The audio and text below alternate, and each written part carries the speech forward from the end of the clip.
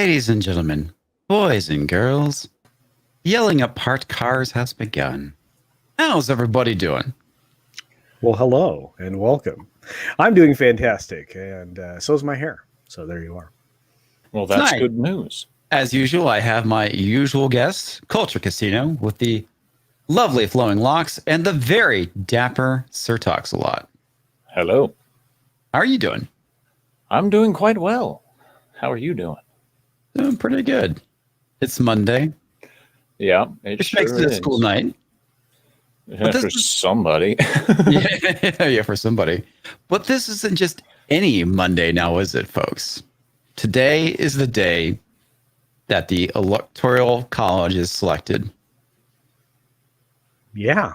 And let the fun begin. Riveting television, let me tell you. And you know, one of our wonderful community members, Jane Theory, actually was broadcasting it on her YouTube channel for at least 6 hours today, and the commentary was flowing pretty well on that. So that was pretty cool. I loved just hanging out there and throwing chats in every once in a while. So that was fun.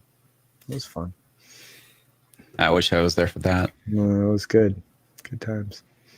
But we've got a lot of, you know, I mean, obviously, I mean, we're coming up on all these key dates. You know, we were talking about it backstage. We just had the Safe Harbor Day, which was on December 8th.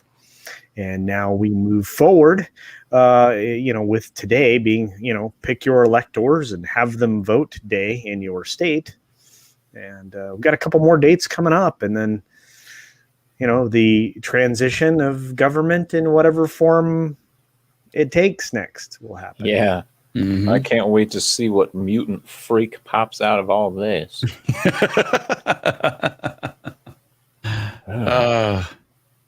I'm sure that mutant freak will be Joe Biden.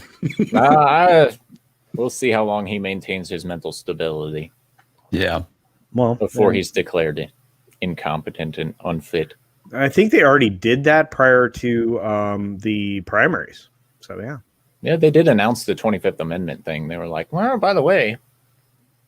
Yep. They'll probably say transparency. We talked about it. If that happens, a lot of people are going to be in for a real shock. So what dates do we have coming up for this whole Well, the next set of key dates, of course, is we were just talking about it backstage, is January 3rd, and that will be the convening of the new Congress, and that's important because on January 6th, Congress will count the electoral votes. Mm-hmm. And then, of course, as is always the tradition, on January 20th, again, the smooth transition of power. I'm trying not to laugh out loud. The smooth transition of power will occur in whatever form that takes. Smooth as butter, baby. Yeah. And that, of course, is with the inauguration, and that happens at noon on that date, and that's the point at which at 11:59 a.m. they hustle the butt of the former president out to the door. And welcome a new one in if that's to happen, or they don't do that. Well, on that note, there was an article released by Politico. I covered it on my news video today. Not entertainment worthy stuff. Check it out. But it was talking about the transition of the presidential Twitter account. POTUS, at POTUS. And I was like, okay, well, I'll read this. And it got into the fact that Donald Trump has always used the real Donald Trump to tweet. That's right. And he's also been operating under certain protections of the world leaders clause of Twitter, stating that they're allowed to put things up because they're the world leaders. And since Twitter isn't a publisher, they're not allowed to edit them, censor them or anyway. But yeah. Once it transfers, he loses that protection, and I think that we're going to see him disappear completely from Twitter. That's my personal opinion on the matter. I don't think they will, and I think the reason why is because he's kind of the reason why Twitter is still alive at this point, and it's a good possibility they'll want to keep him around to keep that momentum going. Honestly, I think probably the best thing for him to do would be to jump off to another platform. Yeah, that would probably kill Twitter flat. Yeah, it might get if he jumped over to Parler, it might get them some user interface upgrades with some funding. I mean, well, they're actually they're slated for a UI upgrade here shortly. I think first of the year. So yeah, I think that will be good. They need it. That might coincide, and they're the hardest part for me about Parler, and I'm finding it hard to find the exact words I want to use, but is that you have to give them personal information in order to utilize direct messaging. Mm-hmm. Yeah, I'm not gonna do that. That's a challenge. Now they have a robust security in place that will prevent my information from being spread far and wide easily. And so that's great. So do a lot of companies, and they still manage to get hacked. Well, in this particular circumstance, it's more robust than, let's say, your health insurance company. Because they isolate themselves from one half of the information. Let's just put it in those terms. So maybe I'll consider doing it, but I don't necessarily need DMs for that point. And I'm willing to communicate via email and other services, but I am going to be stepping farther away from Twitter in the near future. Well, as I've said numerous times, I'm nuking mine before the end of this year. I just need to figure out when. So good for you. Because I want to do it on live stream. Why not make a show? Oh, are you basically going to switch completely to Parler, or what platform are you staying on? For now I'm going to be jumping over to Parler just to test it out, see how it is as a fledgling. I know it's been around for a while, but let's be real, it's still infancy as a social media app. Mm-hmm. I'm willing to see how far that can get me in networking and stuff like that. I'm just not happy with where Twitter is going in general with the overall censorship, and you never know what new policy updates might just randomly show up either. That's true. Yeah. That's true. I've started to hand out my personal cell number to folks to text message me. So Comix, you might be a recipient of said number because I'll probably have to give you mine. I'm running into the position where I'm watching friends of mine be removed from the platform and outright banned, perhaps even. Mm-hmm. And it's going to be very difficult to maintain even a guest list if that keeps happening in that way. So. Isn't that just so weird how it feels like we're taking such a huge step back technology wise? It's like, there's certain people, obviously I don't have an issue with giving my number to. But it's just like, well, fucking A, dude. I mean, we used to be able to communicate on Twitter. It's like, we could use Discord or something like that, but hang on, you guys keep talking. Let me let my dog in. He's being a whiny little bastard. Outside of, Sir TalksAlot, my friend, outside of, promotion for your channel and obviously direct messaging via like these group chats that we utilize to plan shows and stuff, how else do you really use Twitter? I mean, do you find that you gather news from Twitter? Because I really don't anymore. I do on occasion. I mainly do it to shitpost. I used to, but anymore, most of my news comes from what I am doing research. But with Twitter, a lot of the times and what it's moved to now,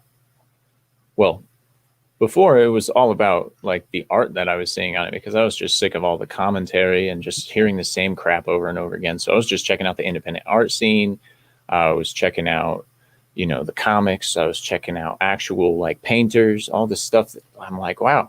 I don't see this on Parler. I've looked. There's like a few. I know. But like, that's one of the main things I do is I go on there and I just look at like comic art and I look at hand sketches that people do. Look at funny stories people put on there, stupid videos of people getting their asses kicked, just. Well, my buddy Fuel the Hatred that he will post for in his personality is exactly what you think it would be, but he posts fun pet videos, like usually puppies. So it's like exactly the opposite of what you would expect him to pet post. videos. Yes, I love them. And and that is an instant refill of your joy bucket right there. You know what I mean? Not just petting the dog like Comix is doing right now, but actually seeing that. Yeah. That's a refill. Well, you need that. That's actually one of the reasons I started putting my public relations with Murray into my not entertainment worthy stuff. So I'm like, okay, I just covered some serious crap. Here's my cat attacking my hand, or just some random crap for anywhere from 3 seconds to 18 seconds, depending on how heavy the material is, And I had confirmation on the watch today with my family that they were like, yeah, that definitely broke the tension that I was feeling and made me finish the video. And I was like, sweet, that's what I want to hear. Get the other dog in my lap. Come on, buddy. See that dog. He's black. That's why. Yeah, it's an immediate release. It's like so. I mean, there have been studies, and I've confirmed this because my buddy Steve Kenobi talked about it. There's studies on our response to the various forms of stimuli when it comes to stress relief, and people who read experience a 60 to 70% reduction in their rate of respiration, their heart rate, and everything else by reading for merely 6 minutes. It only takes 6 minutes to bring your body to its optimum operating level, which is far below where most of us operate on a daily basis. Yeah. Finding that natural rest rhythm for the biorhythm of yourself is important as well, because a lot of people, everybody operates at different energy levels. And I don't mean that as in like some spiritual energy. I mean literal, like their adrenal glands work differently, their neurocognitive chemicals are, but so for me, it's meditating based on oscillating tones, because that's what helps me calm down. For my wife, it's focusing on a puzzle. For friends that I have, they're like, I cannot go to sleep unless I play at least 3 hours of Call of Duty before I go to bed. Oh yeah, there you go. Okay, well, that works for you. Yeah, I can't play with you until 3 o'clock in the morning, bro. Yeah. So real quick, I know that Conrad was talking about his dog is part pug Chi. Chug, the one that I had in my lap, the brown one, he is part pug and Italian Greyhound. Buddy, the one that you guys really couldn't see because he's black and blended into my shirt. He's a part pug, dachshund, and terrier. He's got the terrier, or sorry, not the terrier body. He's got kind of like the dachshund body, the pug barrel chest, and the underbite. So anyway, dogs are fun. Cats are fun. Cats are fun too. Otters. What's that? Otters. Otters are fantastic.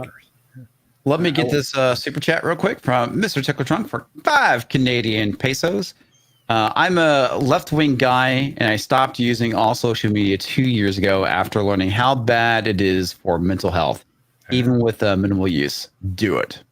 Oh, absolutely. He's not wrong. There's actually substantial evidence for what is referred to as social media addiction these days, and it causes marked distress in people's lives. And my brother refers to it as FOMO. I'm sure you guys are familiar with that, and fear of missing out. And it's just a matter of they've hooked everyone into living semi-vicariously and then being able to interact with that semi-vicarious world that they're in. And it gives them a false sense of togetherness. And then once even a little thing goes wrong on it, people just melt down because they put way too much emotion into it. And I think that's Twitter's primary problem right now. Yeah. And actually here, actually, I'll even expound upon that further, my friend. And thank you for let me get to this real quick, because Mata points out that no, you didn't. YouTube is social media. It is, but it's a different form of social media. Very different. Yeah. Is social media. I mean, I think you even have a better kind of interaction with your audience than you do on Twitter. I mean, and you can discern tone when somebody's having a conversation. Yeah, Very true. that's very important. Which you can't do via text very easily. I use a lot of exaggerated punctuation when I'm speaking on Twitter just to try to convey some form of tone. I use capitalization changes and all that. Yeah. Yeah, but but here's the thing. So going back into the late 90s, early 2000s, there were studies done about people who considered themselves politically active or politically engaged. It's a terminology that was created way back then. And they found that the people that were invested so heavily in politics and engaged in a way that they were involved in political radio and all other various forms of involvement and engagement, they found that when confronted by anything that had any kind of political slant, they responded with only their emotional side of the brain. They failed to even acknowledge or find any resonance or any reaction on the logistical side of your brain, the thoughtful side, when you were confronted with something that was political. It was so you no longer were thinking about what you were saying. It was a purely emotional reaction. Now take that times 100, and I think that's what Twitter did during this election cycle, absolutely. and the one previous to that. Yep. And so I'm because I would find myself going, well, okay, I'm having this emotional reaction to this, so let's dial it back. I'm that guy that wants to step back. And a lot of people say I don't really get excited. And I don't know if that's true. I think in the evenings, if I've had a couple of adult beverages, I'll find my breaking point where I will use bad words and yell and scream and throw rocks. But for the most part, I like to look at things in a thoughtful way and arrive at a conclusion based on some form of thought process and not emotion. So. Well, critical thinking skills have been pushed since as long as I can remember. Like, you got to learn how to use critical thinking. You got to learn how to use critical thinking. And then I get into the white supremacy now. Yeah. I get out into the broader world and I'm all like, yay. And then it's like, there's no such thing as critical thinking. No, man, you bring in a dog whistle into the room. What do you do? Yeah. I think to a couple of Mr. Tickle Trunk's comments because they're really good. He says it's very different than social media, especially reading tone, facial expressions, the fact it's long form. That is also very true. Yeah. I mean, I understand that thought process, though, Matt Newey. I really do. I mean, it is. In its purest sense, it's a form of social. Yeah, but it is different because you're right. It's more interactive. YouTube or video platforms where we live stream is definitely more interactive. Yeah, that, and you don't go for the dopamine feedback. If you ignore the comments section, just watch or talk to people live in the chat and keep it civil. Yeah, I mean, that's all we ask for, right? Is to, that's the thing I really like about my platform. Is I always said everyone's welcome. I don't care what your politics are. Yeah. I don't care if you're far right, far left. Let's have a conversation. We're not going to agree on stuff, but we can keep things civil. I am both far right and far left. I'm both. And that's what it's all about, is actually having a discussion. From my viewpoint, it's about actually engaging and having a discussion with people about these things instead of just screaming your face off until they give in to you like a whiny little child. That's all. It's all just placation to get them to stop screaming like little bitches. Yeah, and the problem is that I can have someone scream at me all day. I mean, it's fine. I mean, if that's where your energy is going, good for you. But you won't get the reaction you're seeking. Yep. All right, so you guys ready to start jumping into articles? Yeah, this is going to be China. It's going to be a party. China. Oh, it's going to be spicy. Now, these are all kind of some old articles, but they work. They work. But they're important. They're very important. So let's get to this first one here. We'll do the one from the New York Post, which will lead us into the Axios article. So this came out, what is it? A mere 6 days ago. That's forever. Yeah, I know. It's forever in internet time. Eric Swalwell, a Chinese honey trap, and the FBI double standard. So if you guys have not heard about this is actually pretty important in my opinion. This guy, Eric Swalwell, who is he's a congressman. He's a politician. He's a representative in California. Yeah. He got involved with the Chinese honey trap. And if you don't know what that is, what a honey trap is, well, it's exactly what it sounds like. Representative Eric Swalwell cuts off contact with a young woman, allegedly a spy for China, as soon as the FBI gave him a defensive briefing alerting him to the situation. Why didn't the FBI give Team Trump the same option instead of spying on him? Well, I think we all know the answer to that. But yes, this guy, Rep. Eric Swalwell, got warned they didn't spy on him, and I think that's pretty messed up, especially for all the Russiagate crying that they did over the last 4 years.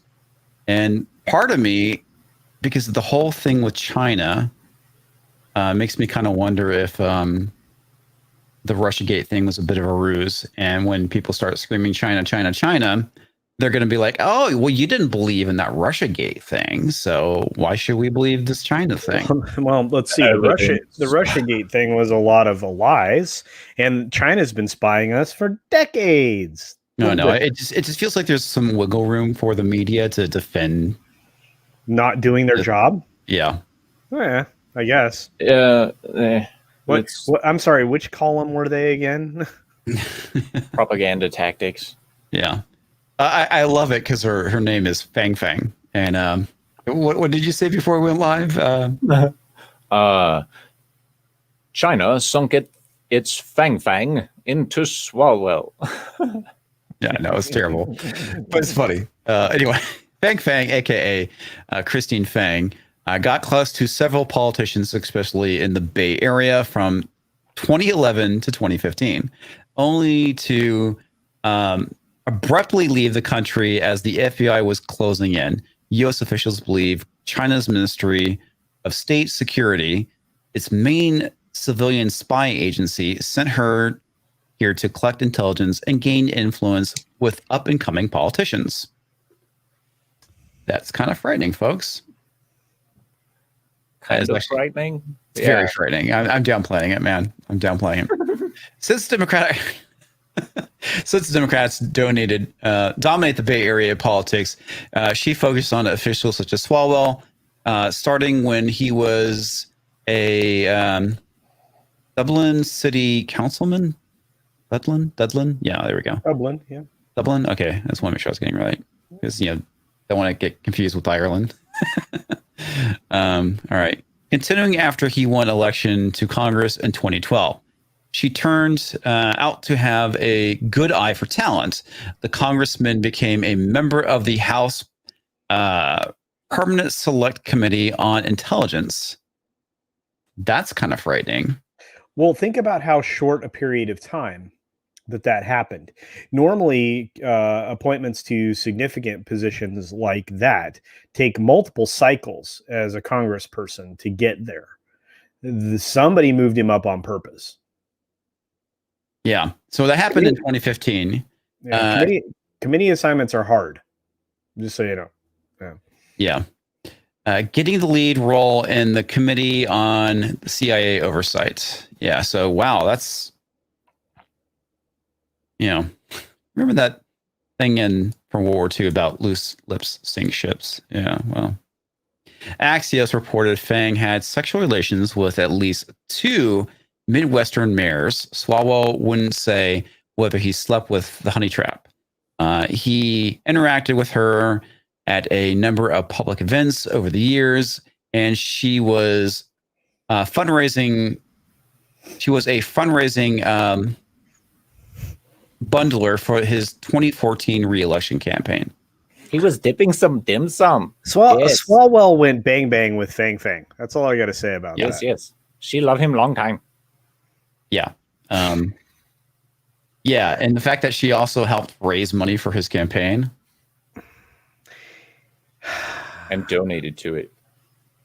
Yeah, let's talk about how this was going on. And he's not the only one. Of course, we'll get to that, I'm sure, later in the story. But they have proudly announced how many various politicians, especially Democrats. I wonder why it's always Democrats. Anyway, that they have helped financially get elected to office. So, yeah. It's kind of frightening, folks. I mean, this is really scary, and yeah. And did you guys see that video where yeah, there's a lot of creepy stuff going on with this. There's actually a video of this one guy in China. I know that it was deleted, but it's on. It's been preserved, archived. It's been preserved online.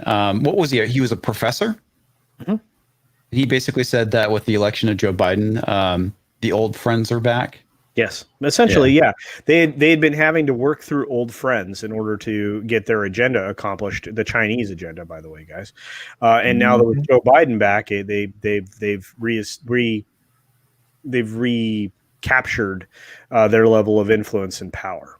That should concern you, because that's coming from. If you had any doubts about whether or not there was shenanigans with the Biden family in China, I can't help you. Well, but it doesn't matter. I mean, to a certain extent, politicians are under the influence. This is foreign power is one thing, right? That's a bridge too far for a lot of people. But for me, on both sides of the aisle, and this is where I'm fair, guys. I'm incredibly fair because, again, I'm of neither political party. Mm-hmm. You always have people in the pockets of these politicians looking to sow their influence and to reap the rewards of their financial contributions, legal or otherwise. So, at what point do we start to draw beyond an ethical standard and start to go towards a legal one? And this would be the point at which I think we would have to pursue that at absolutely. Treason is a strong word. It is a strong offense. It is probably a more. It's probably.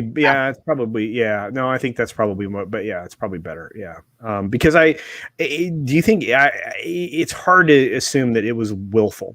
You know what I mean? If they had to use a spy, So yeah. Anyway, but here's the thing. I mean, the guy's compromised at this point. Yeah. And I know that a lot of people are saying he needs to step down, and he should. This happened 5 years ago, and it's finally going public now. And of course, he's crying foul, basically saying, "Oh, Trump is getting revenge." It's like, dude, this shit should have came out 5 fucking years ago. Long time ago. Should have first of all, he should have been stripped of his subcommitteeship immediately. I mean, and he should never have been considered for a position in intelligence from that point forward. Yeah. I mean, anybody who is in a position to be compromised should be, held accountable if they allow themselves to become compromised. And I would include myself in there. If I did something that wasn't fantastic, I would expect the boss to hold me accountable. You know what I mean? Okay, I have a question. As a newcomer to all this political stuff and not being familiar with how it actually works, do these people receive any type of counterintelligence training at all? No, they need to. They absolutely need to, period. Because if you don't build the insulation against compromisation of ethics and your actual moral standing in the government, then you're not actually going to be effective in any way. You're a security risk, you're a liability, and you need to be removed. You are read in. Imagine that they get like some sort of orientation. You're read in on a lot of things. And they need to know the best ways to keep that information secret, especially insulating themselves. Like educate them in the behavior of known agents, like Fang Fang, for instance.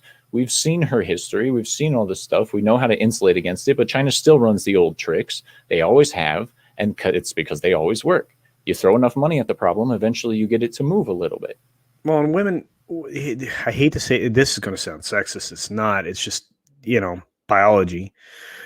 Women make the best spies for men. I mean, Cleopatra with their dicks. That's why. Yeah, ask Cleopatra just how effective she was at diplomacy. Yeah. Way back when. I mean, it doesn't take a lot to understand that. I mean, getting men to do things, a lot of men just, especially look at this guy. I mean, he's like what do you call him? Opie, from the Andy Griffith Show, and he probably didn't. I mean, he probably didn't have a lot of girls rubbing up on his leg, going into his third year of college. It's only when somebody figured out that he was going to be something or could be something that they you started to see more of that. But when you start rubbing up on a guy, they usually don't engage their brain. But all of these folks are read in on what they are about to learn, the things that they can and cannot reveal, and the fact that regardless of their circumstance or situation, they cannot allow any of that information to go to any other party, including their spouse. So it's like I said, I mean, it's this dude. Like I said, we don't know if he exchanged information. We don't know any of that, but he was brought up to speed. And at that point, I think that whoever was in the leadership at that point in time, they should have removed him from this committee and the and it's particularly this subcommittee, because being on the CIA oversight subcommittee, that's a position of power in international counterintelligence. I'm going to use that word instead of the other ones. So. All right, let me grab the super chat real quick. So, toxic Chinese honey trap flu for $5. Nice. I don't believe any of this. No way a male politician gives state secrets to a female foreign operative. I mean, have you seen how cute pandas are? Yeah, pandas are really cute up until the point they cut your face off. They're still bears. Yeah.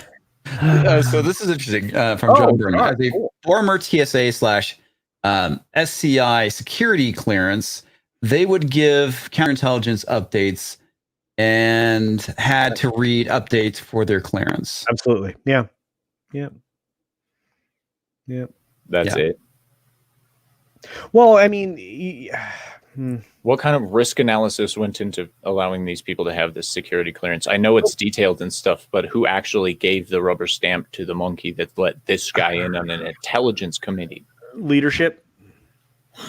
It rolls downhill. I mean, essentially, if somebody in a position of authority is allowed to deem discretion, then there you are. Anyway. Yeah. And here's the thing too. I mean, all right, so let's get into this one, because you actually see a picture of this young lady. So a suspected Chinese intelligence operative developed extensive ties to local and national politicians, including U.S. congressmen, and what the U.S. officials believe was political intelligence operation by China, main civil spy agency between 2011 and 2015. Axios found in a year-long investigation. Wow. So they've been doing this investigation for quite some time. Why it matters. The alleged operation offers a rare window into how Beijing has tried to gain access to influence political circles. While this suspected operative activities appear to have ended during the Obama administration, concerns about Beijing's influence operations have spanned President Trump's time in office and will continue to be a core focus for U.S. counterintelligence during the Biden administration. And here we have a very attractive young lady. So it's definitely not.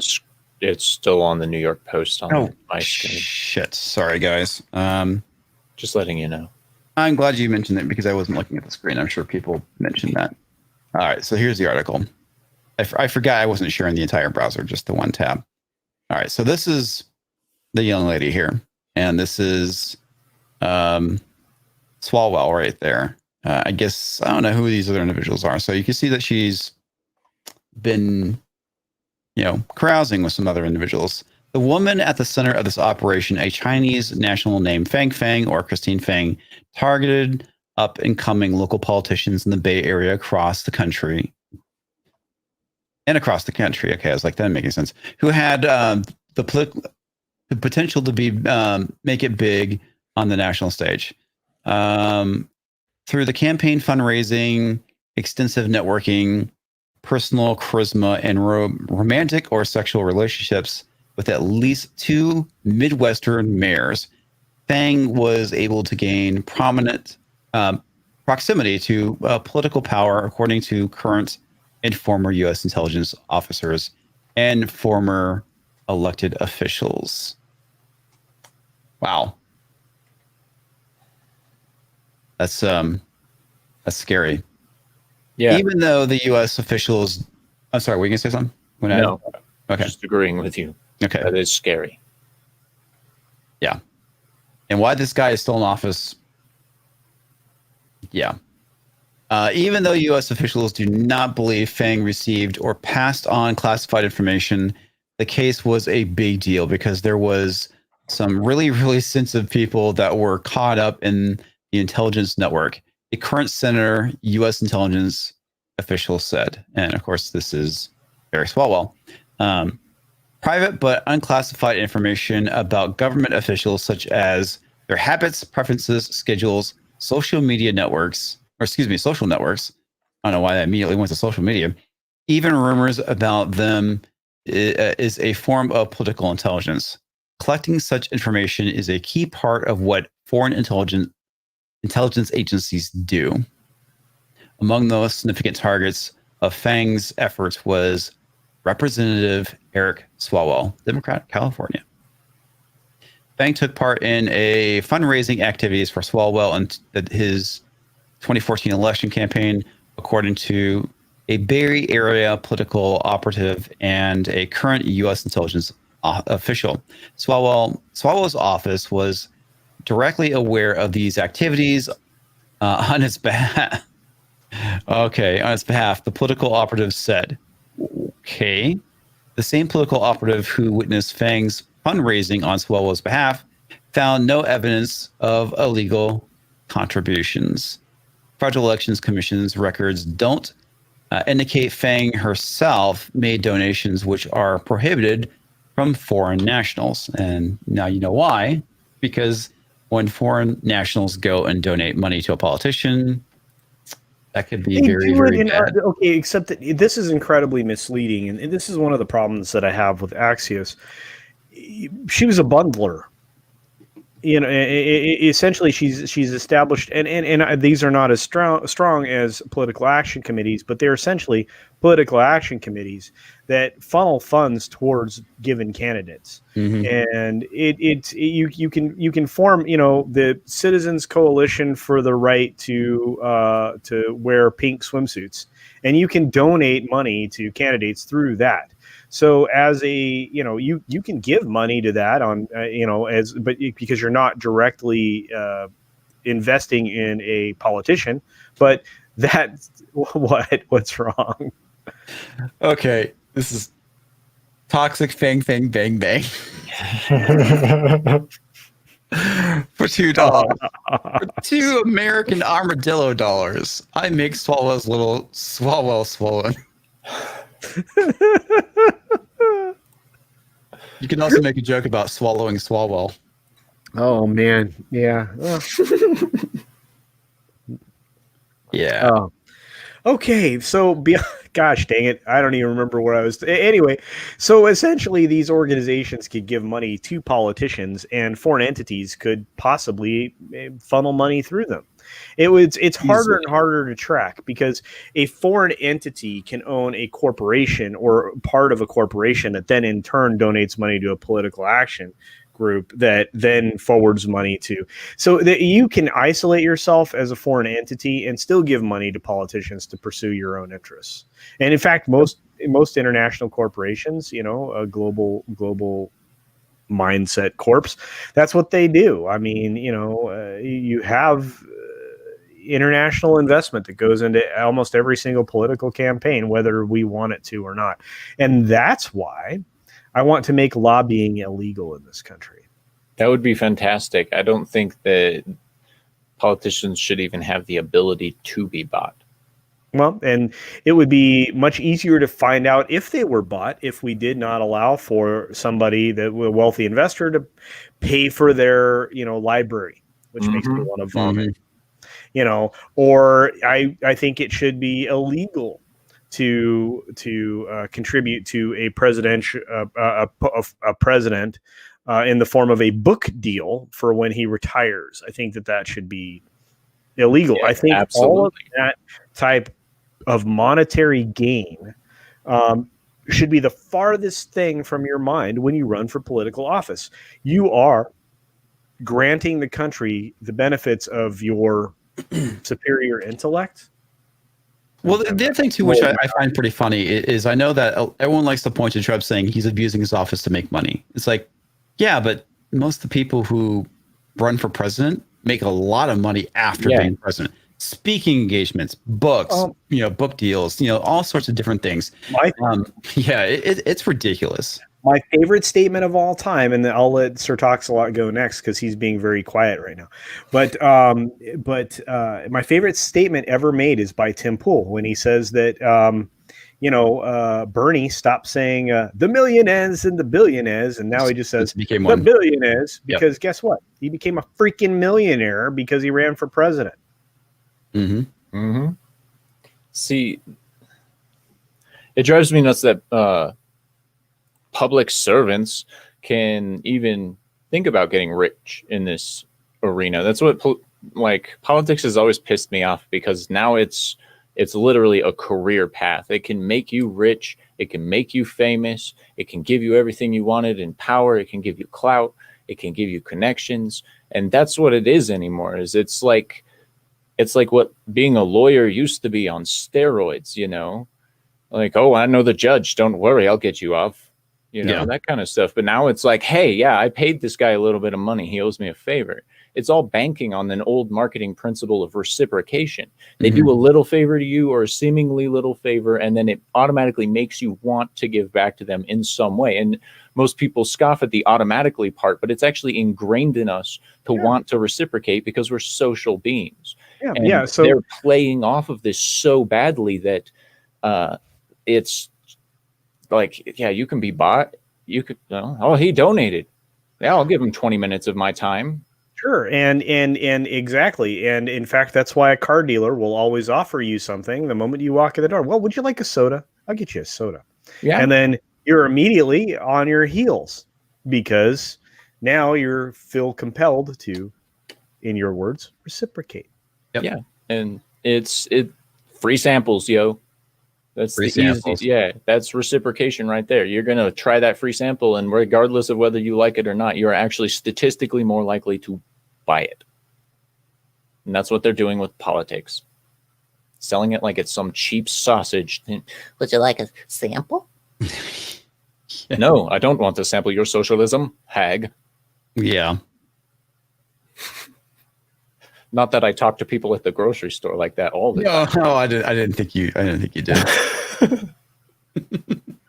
Which is funny because I wasn't, when you said that, I wasn't thinking about the person at the grocery store.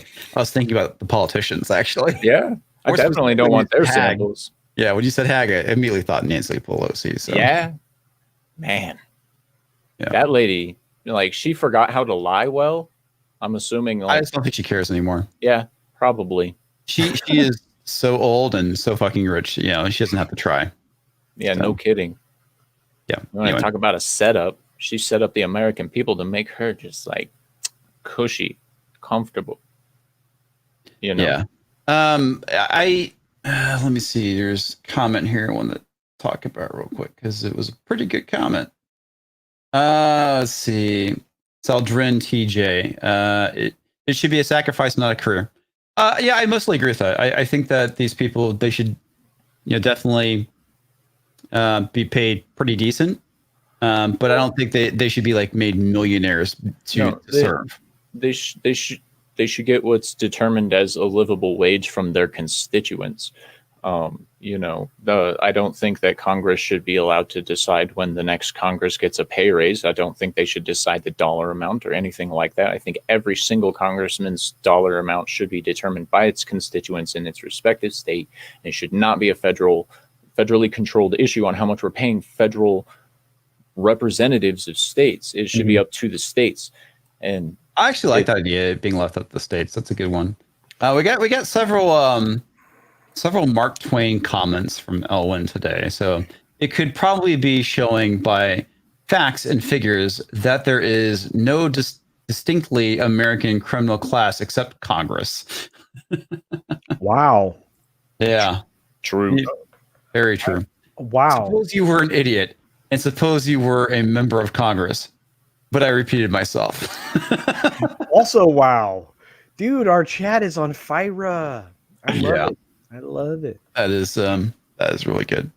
So Fang helped place at least one intern in Swalwell's office. Yeah, that's the one right there. I forgot about is the whole thing with the intern.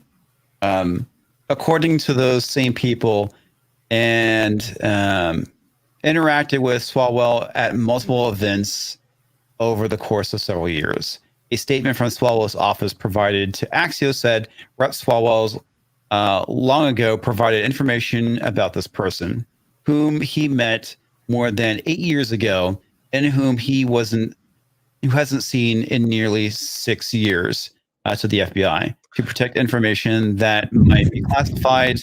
He will not participate in your story. Wow. Dude, do you ever feel like we now have a Federal Bureau of Investigation that is not operating within the public trust? Yeah, it certainly feels that way. Definitely. Yeah. Mm-hmm. I've also always said that we needed to just shift a little bit more power over to the Marshal Service again, because they have the widest arresting authority. And if we allowed them to investigate things like this, I bet we would actually get results, because those guys don't mess around. No. I know they can be corrupted, but those guys don't mess around right now. They're Yeah. Well, I mean, if you look at what the FBI has been doing, I mean, they totally ran interference for Clinton. Both, I guess, at this point. And then you had this exact same thing going on Swalwell. So it's like, but yet they spy on Trump, but they don't spy on Swalwell to see what's going on. They actually warn the guy about what's going on rather than investigate him. That is some fucking screwy shit. See, and the thing is like, I'm trying to figure out whether this is like a Hoover move or if this is like an anti-Hoover move. Like, because it's kind of seems like the shady shit that J. Edgar would have pulled to pull some political clout, but it seems like a really twisted version of what he used to do. Yeah. I've got the dirt. Got a couple super chats. Crazy Cat Guy for $3 with a super sticker with a fox saying, "How's it going?" It's going pretty good, man. How about you? And Toxic Fang Fang Bang Bang for $2. A fool and his money are soon elected. Will Rogers. Yeah, that's a good quote too. Yes, it is.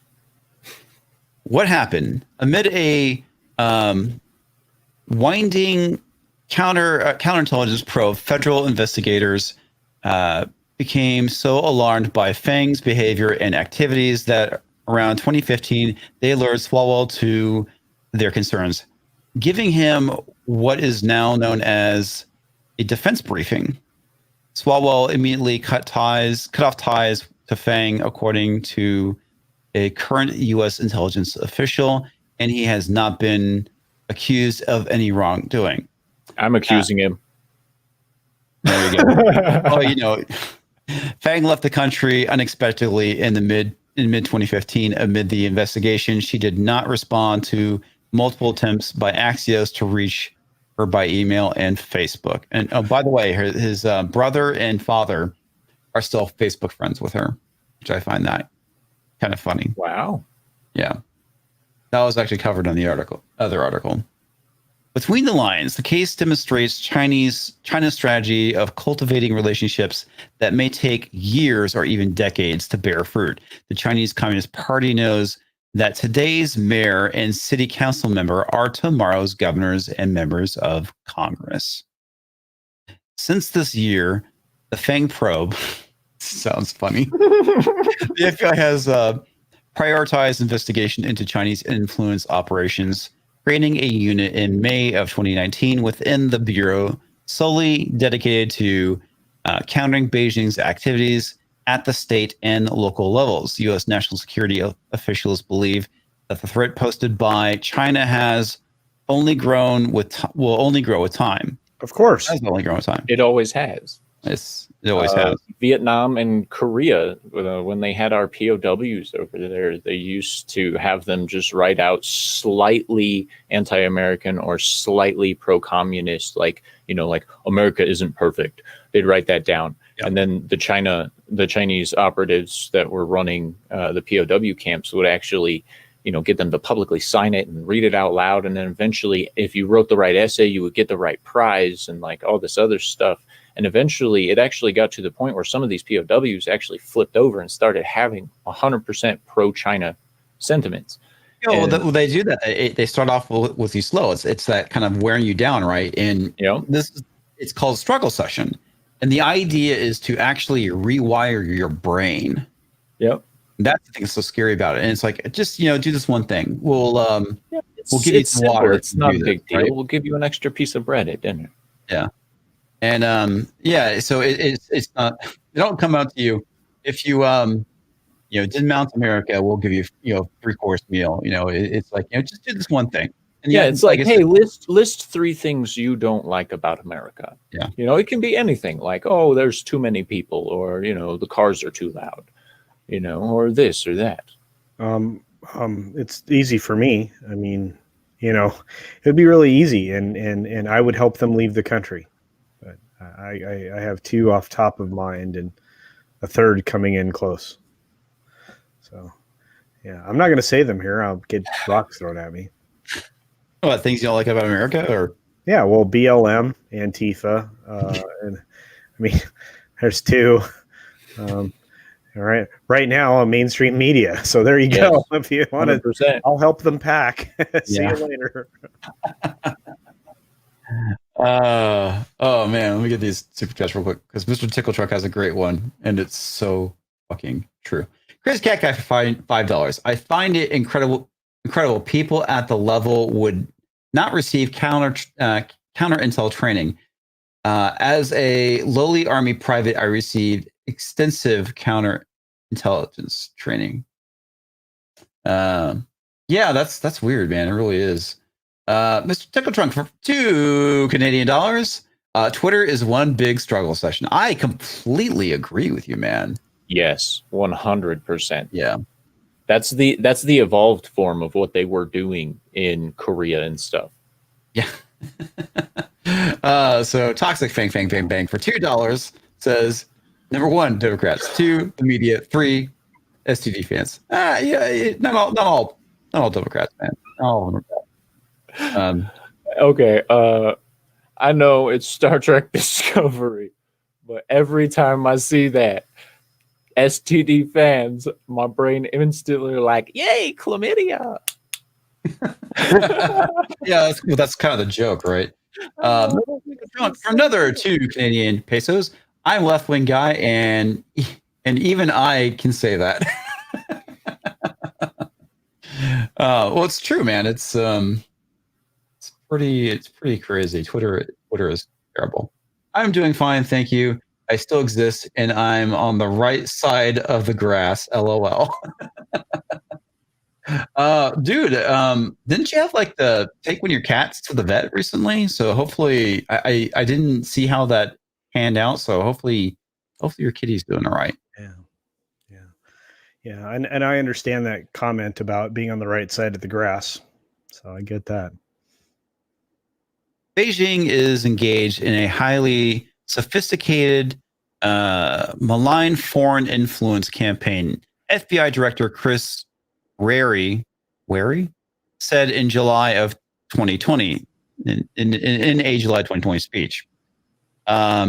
These efforts involve subversive, undeclared criminal or coercive, goddamn, can't fucking talk, attempts to sway our government's policies, distort our country's public discourse, man, isn't that the truth, and determine, undermine confidence in our democratic process and values, where he said, oh man, I mean, oh yeah, absolutely. It's called buying Dominion voting machines. Oh, sorry. A little too political tonight. I apologize. no, it's fine. That's what this stream is about, right? No, it's like, what the fuck do you think that has been going on for like the last 4 fucking years too? I mean, just because of the whole Russiagate thing, that's all they've done is undermine the electoral process. But it's been longer than that. I mean, this has been an activity that's been taking place since my brother was in graduate school. I mean, at an educational level, everywhere. I mean, think if you don't even have to go back a couple of weeks and look at what it was going on with Harvard and all the Ivy League schools. They're infesting these areas of higher education. They're weakening our country through as many different avenues as they possibly can. This isn't new. It's been being done for a very long time, and it's not to them. It's not a secret. They tell certain elements of their populace that this is their pursuit. So it shouldn't be a surprise to us. And the simple fact that we want to pretend that these people are all super friendly with us is just ignorance, and it's because we have corporations that want whatever money comes out of that country and or the cheap labor and goods that they produce. Yeah, I mean, let's just be honest about it. I mean, I hate to do that. Well, no, actually, I like being honest. So, but I hate to shine a bright light on it. Let's just put it in those terms. Well, the funny thing about it, and this is the reason why LeBron James is full of shit. Okay, so if you're going to claim that you're for social justice and the oppressed, but when you get asked about China, you blow it off. It's like you're fucking full of shit. The whole Uyghur Muslim thing is terrible. And if you guys haven't seen the footage, you should go check it out. And this is the country we're dealing with. It looks like shit that's right out of Nazi Germany. Did I send you those images of the articles that I did from way back when? Did I do that last week? I think you did. Or 2 weeks ago? Yeah. I am still disgusted with how many megacorps that are based here in the United States are still utilizing slave labor in China. Still to this very day. Disgusting. It's absolutely disgusting. But yet, because we don't like certain TV shows and movies, we're the ones that are racist. We're the ones who basically don't care about people because we don't like TV shows. But but you can put a black person in a washing machine with a certain detergent and have them come out Chinese, and that's not racist at all. No, that's fine. Actually, that got called out, but nobody talked about it. It was only the access media. Yeah, but for how long was it called out for? I don't know, like a week maybe. Oh man, it was less than that. I think it was like 4.5 minutes. I think it lasted all of like a breath of air, and then that was it. Look, it's the thing. I mean, we've been dealing with this forever, and oh man, China's bad news. I don't know how long I have to tell people, and for how long I have to tell people. Back in the 90s, they were bad. I mean, the thing that I know that Clinton got a lot of shit over from the right, and rightfully so, was the whole thing with continuing to give them most favored nation status. Well, and to essentially hand over, rocket technology to the Chinese at that time through his bagman. I mean, that went unpunished. I'm still infuriated about these things. I mean, and when you only have 1 or 2 people that are calling that stuff out, and this is the problem with the media that we have now. And it started all the way back in the late 90s, early 2000s. They stopped doing their job. They stopped investigating. Nobody goes out and, slogs through a story. It doesn't take me that long, guys, for me to find all the details about something. It takes me, 3 or 4 hours. When I put a video together, people are like, well, what's your process? How do you get all this information? Well, if I don't have somebody telling it to me, I research. And you know what? It doesn't take much. I can give you an in-depth view, an in-depth picture of everything that's going on, in fields that I don't have any expertise in, although most of the stuff I cover, I at least have some pretty decent knowledge about, just by simply going through Google. And by the way, Google is not the only way of going about getting information. There are other search engines, there's other methodology. You can use the internet in various ways to obtain information, and it can be valuable. And you have to ignore wikis and crap like that, because that is absolutely lazy. Anything public edited is trash. Absolutely, because it's going to give you whatever narrative you want to be told. I mean, they're rewriting some of the history of the brown shirts right now because they don't want you to know that there's certain groups that are mimicking the brown shirts at the moment. Yeah, and it was back when Kamala Harris was getting the vice presidential nomination or whatever, they completely just edited the crap out of her wiki page. And it was funny because the day before they did it, I made a video of it. And it detailed that she accidentally spent like $400,000 on a campaign when she was supposed to be mandated capped at $200,000. And I'm like, this is the person we have in charge of a finance committee? Like, no wonder we're broke, you jackasses. Well, California, California is the brokest state in the world. I don't think the rest of the country should be in a position where they have to bail them out. No, not at all. I agree. They are the seventh largest economy by GDP in the entire world. Not in the country, guys, in the world. They should be able to bail themselves out of this bankruptcy that their government has put them in. And you know how you do that? By getting rid of a lot of the stuff that is redundant make-work programs that have done nothing for anyone for a very, very long time. Yeah. All right. Sorry. Gosh dang it. I'm super impressed. No, you're good, dude. You're good. I'm super impressed, by the way, with Californians' forest management services, by the way. And their inability to prevent forest fires. I asked Crazy Cat Guy a question about his cat, so I just want to read the update. So he says, yes, thank you for inquiring. 5 hours at the vet, but he's doing better now. I don't think he's quite forgiving me for making him wear a thunder shirt or the vet for the catheter. Yeah, no, that's good. I'm glad, man. It's tough when our pets are sick. It is. It's awful. And anytime I hear about one of our community's folks having a pet that's not doing well, it bothers me. So Dalton has a great comment. Say they no longer even consider it their job culture. Objectivity is a social construct. Oh my God, Dalton, you are so right, my friend. Oh my God. Yeah. So anyway, look, journalism is vanished in this country, around the world. Why? It really has, man. Why, I mean, nobody wants to leave the office, and if they do, they want to go to the coffee shop and they want to put together their story in 5 minutes, and they want to get their, whatever it is, unless they're on a gig economy deal, which California went about pretty much eliminating. And you're going to get state news at this point. Is that what you want, guys? You want government giving you your news about? No, fuck no. Government? That's basically what we're getting at this point. Well, you are. I mean, think about the travesty that is NPR and has been for a while. Mm-hmm. And, while the government doesn't fund them directly as much as a lot of people would like to believe, it's only a tiny fraction of their budget. I mean, they still represent the government in a form, and they shouldn't. They're garbage. It's the worst kind of journalism, and everything's turning into that now. I mean, look at how they were reporting the problems that they were having in Germany leading into our election cycle.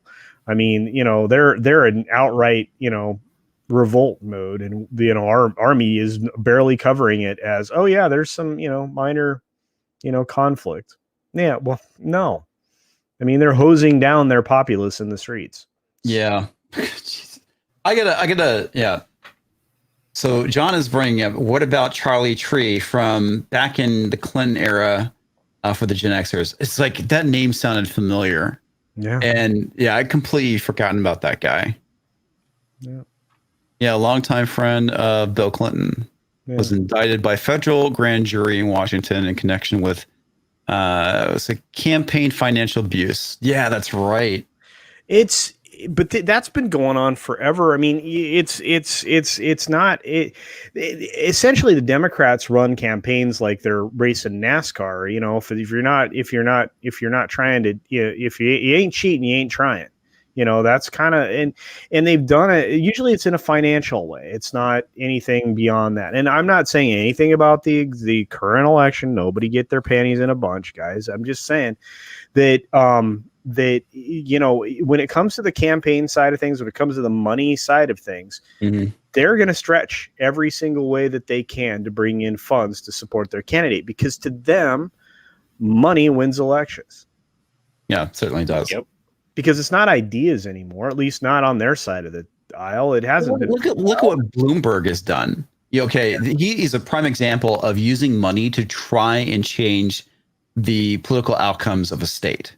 He injected so much fucking money into Virginia that he got a bunch of Democrats elected. And the reason why he did it is because he's trying to destroy gun rights in the state of Virginia. Yeah.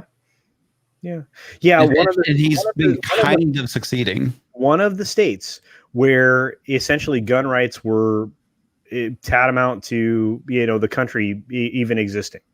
You know, it equates with that. It is on that level.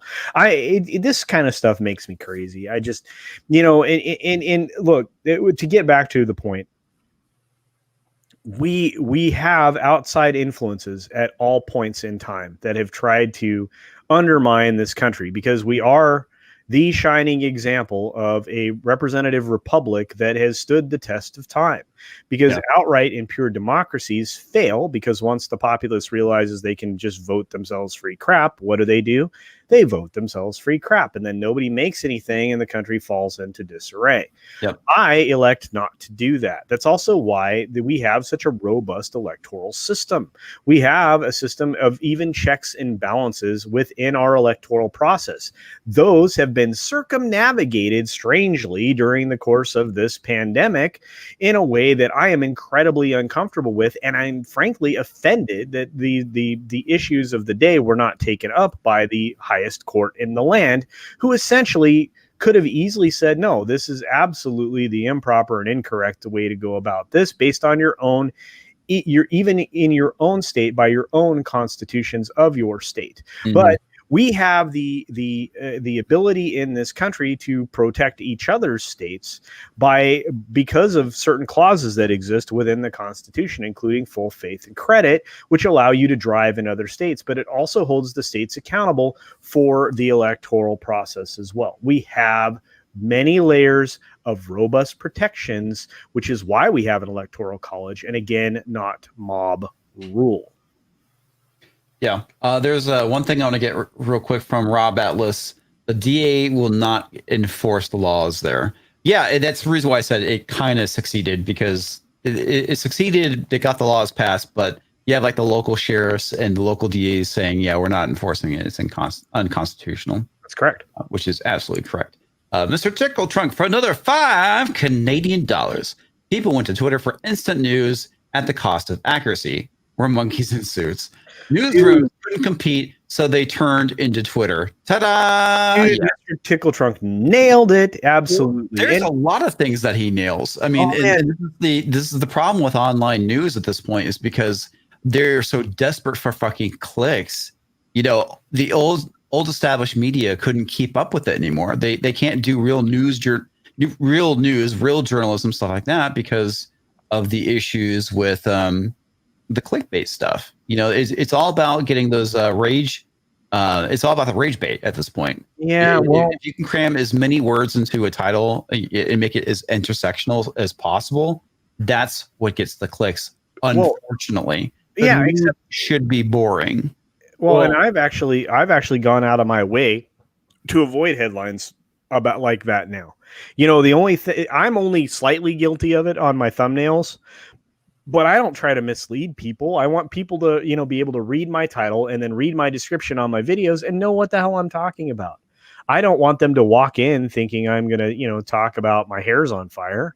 You know, I want them to walk in and go, oh, he's going to talk about the movie industry from this thing.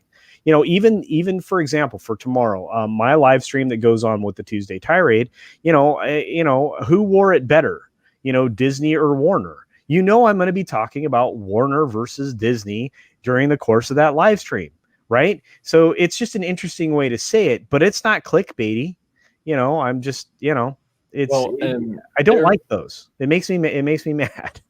Well, see, the reason they're so successful was also very mind-boggling to me, because it's more people looking for less thinking they have to do. So if it seems polished and it seems entertaining, for some reason, they're automatically going to assume that it's accurate. And then they don't have to think as much. So now they're informed and they can go on about their day without putting too much effort into it. It's all about like, oh, well, I don't have time to look and see if that's factual, so I'm just going to take it at face value because this guy's a respected journalist. And too many people do that. They do it with Fox News, they do it with CNN, they do it with NBC, they do it with, a lot of people do it with OAN. I mean, here's the issue, though. I mean, the idea is we don't have time in our daily lives to go and research every fucking thing. Nope, and that is the reason why we turn to the media, because they're supposed to be trusted sources, supposed to be, that way we get our information from. And it's obviously it's a lot easier to do research now than before, because we have access to the internet, where before you had journalists go out and work the ground, so to speak, to get a story. Same thing, with television as well as print media. But honestly, comics, you and I have talked about this before, and I maybe even Sir TalksAlot has participated. Less than 20% of the American populace trusts the news media. I know. That's the issue. Well, they've given us no reason to trust them. No, there is. Yeah, exactly. They've gone and their credibility. Okay, the credibility of media is dead at this point. Nobody trusts the media anymore. They used to have credibility. Yeah, they did. There used to be a way to disseminate information without having a whole lot of garbage included with it. And when I say garbage, I'm talking about political, some kind of political slant to it. You're always going to have just a slight touch on either side, depending upon the individual's presentation of the information. But for the most part, you should be able to present information in a way that isn't tilted one direction or the other. I'm sick and tired of it. And I was going to put a story together for my Wednesday video, and I'm glad that I didn't, because I was going to go off and did I mention this backstage? I was talking with somebody about it today. It might have been the boss, but anyway, Tyler Perry. Let's say I'm way off the subject now, but Tyler Perry elected to donate $100,000. Oh, that was us. You're telling us that. Yeah, you were telling us. Okay, all right. Pre-show, yeah. Elected to donate $100,000 to the boyfriend of Breonna Taylor, who is defending himself against the police officer that he shot during the course of that. That warrant that was served. Mm-hmm. And you can fall on the side of that story in any way that you want to. And I could not write a story that rose to a level that I thought would be even close to honest, interesting, or contribute to anything positive. But my takeaway from that was part of the script I was writing, which was, I'm going to present this with nothing but facts. I will not use any quotes. I won't use any information. And if you do that, you can tell that story without making anybody outraged, just by presenting the information during the course of the service of a warrant. It is as basic as that. 3 officers knocked on a door announcing their presence. On a no-knock warrant. Yeah, didn't even have to do that. One of the biggest issues that we see today is that people editorialize titles. Well, and that's the thing. And so it's And to a certain extent, I'm guilty of that. But so I could not write this story. I couldn't present this story. I couldn't get behind this story. I don't like to present to anybody, even in the course of conversation, information that I don't feel comfortable talking about, because it either is absent facts, or it doesn't help anything. I'm not passionate about it. Doesn't contribute in any positive way to society. But what I took away from it was information can still be presented in a way that does not neutral and unbiased. Yeah, and it doesn't create anxiety or an emotional response. You can present even in the face of great tragedy, which, to be honest with you, her death was a tragedy. No, it was very unfortunate. And the thing that I think a lot of people don't understand is that, yes, the state is accountable, not necessarily the police, though. No, those police officers did absolutely everything within the normal procedure. No, should the procedure be different? I don't know how you could change it in this particular instance. They did knock and announce their presence on a no-knock warrant. Ultimately, because there was no reaction after a period of time, they broke down the door with a ram. These are all facts. Because of that, the two parties in the hallway that were exiting the bedroom found themselves against gunpoints at the other end of the hall. The boyfriend brought his weapon level and fired shots. The police officers, in response, fired shots. That's how we ended up in the situation that we did that day. But they want to call it police brutality, and it's not. No. So it was a terrible. I'm going to use this word, accident, because this was an accident. Yeah. And and unfortunately, because of how we litigate things in society, someone has to be to blame. When in this particular circumstance, the circumstances were to blame more so than almost anything. I agree. And so is it racist to report in a way that doesn't make, somebody get super, upset? No. That's what they want, though. They want people to be upset. It's no sense. And that's not news reporting at that point. That's sensationalization. That is, well, yes, it is. That is dirty laundry. They made a great point, though, man. That's why they do it. I know, but here's the problem. You said it earlier. You're supposed to be boring as the news media, right? So when you present this story, if you presented these facts when they occurred back in 2015, if you just continued to do this over and over again, these circumstances and situations would cease happening because people would be informed, they would utilize their brain cells, and they would go, oh shit, we should probably defend ourselves against China when it comes to this type of espionage, because that's the word we're avoiding here. Yes. And on top of that, too, is that they want division. If we were actually united, that would be very dangerous to a lot of people in power. Well, good. Real quick. Yeah, I know. I agree. But it's the reason why they try and sow division. I got like 3 super chats I got to get from Toxic Man Clue real quick. Dude keeps changing his name. Toxic, the Clinton can't suicide us all flew for $5. I will die a free man on my feet, not a servant on my knees. Yeah. That's very true. That's true. And it's something that we all need to great quote. Yeah, it is. Just to that end, go ahead and do this one. Toxic Eric Swalwell's blue dress flew for 2 American greenbacks. Over under on Swalwell being Epsteined. Do I think it's going to happen? I doubt it. I think he's too small time. Yeah, I think his level of influence will no longer exist very soon. Yeah.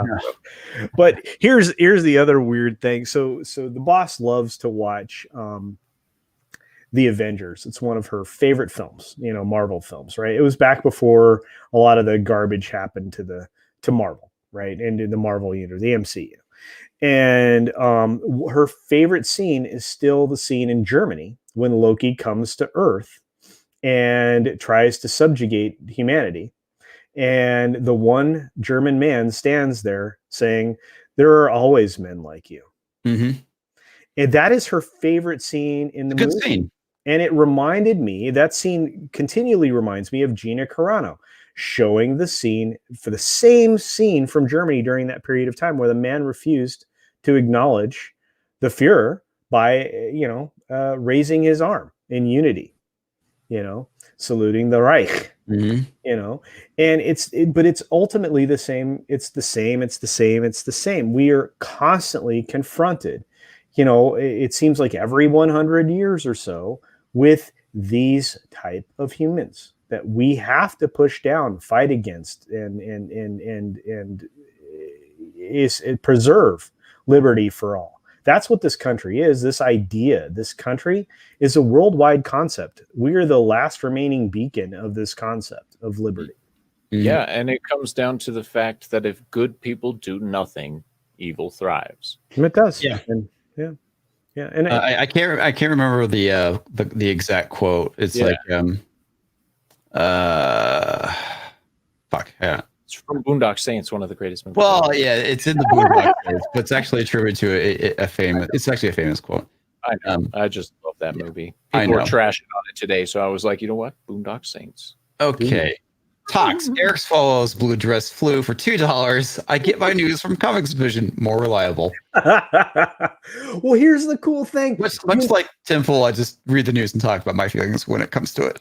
That's right. I'm going to read the news and then we'll talk about it. And our friend right below, this guy down here, Sir TalksAlot, has started his news segment that I'm really excited to now watch because I did not know. And so now that I'm back in the flow, I've got to start paying attention to your NEWS segment. Yes, it's not entertainment worthy stuff. The channel itself is called Not Entertainment Worthy Stuff Central. No, no, Mr. Tickle Talk, it's not the Tree of Liberty is watered with the blood of patriots. It's oh God, something about when good men do nothing. God damn it! I'm gonna have to Google it now. I fucking used it in a movie too. It's something about the only thing necessary for the triumph of evil is for good men to do nothing. That's the quote. Thank you, Edmund Burke. That's the one. Yeah.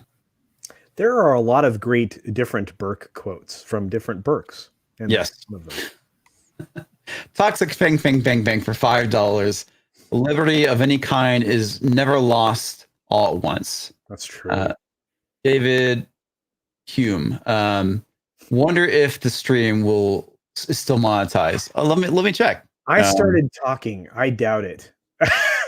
Well, I've noticed that my streams have not been demonetized as much lately. So I guess I'm off YouTube's naughty list. We're still monetized. Yay! Yeah. Yay! Oh, so Comix. So I think for the new year, what I'm gonna do, because I'm gonna have to go into the dermatologist to get some spots looked at on my face, because when you get old, you try not to die of cancer. Yeah.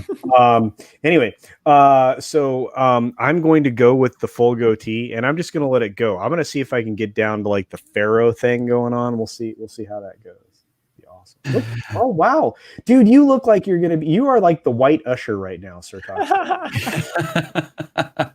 Well, I like this style, fedoras, nice tie, 5-button vest. I freaked out that one time I wore a dress shirt or I wore a button up to a stream. It's the exact same thing. It's like I got back from having dinner with my family, and it's like I just decided to leave it on. Yeah, and you know what? Here's the thing: if you had a black and white filter on right now, my friend, you would look like an old timey reporter. He would. That's exactly what I shoot for, and that's actually the persona that I put on when I'm reading. So great. I am so excited. You do the transatlantic accent like I used to do.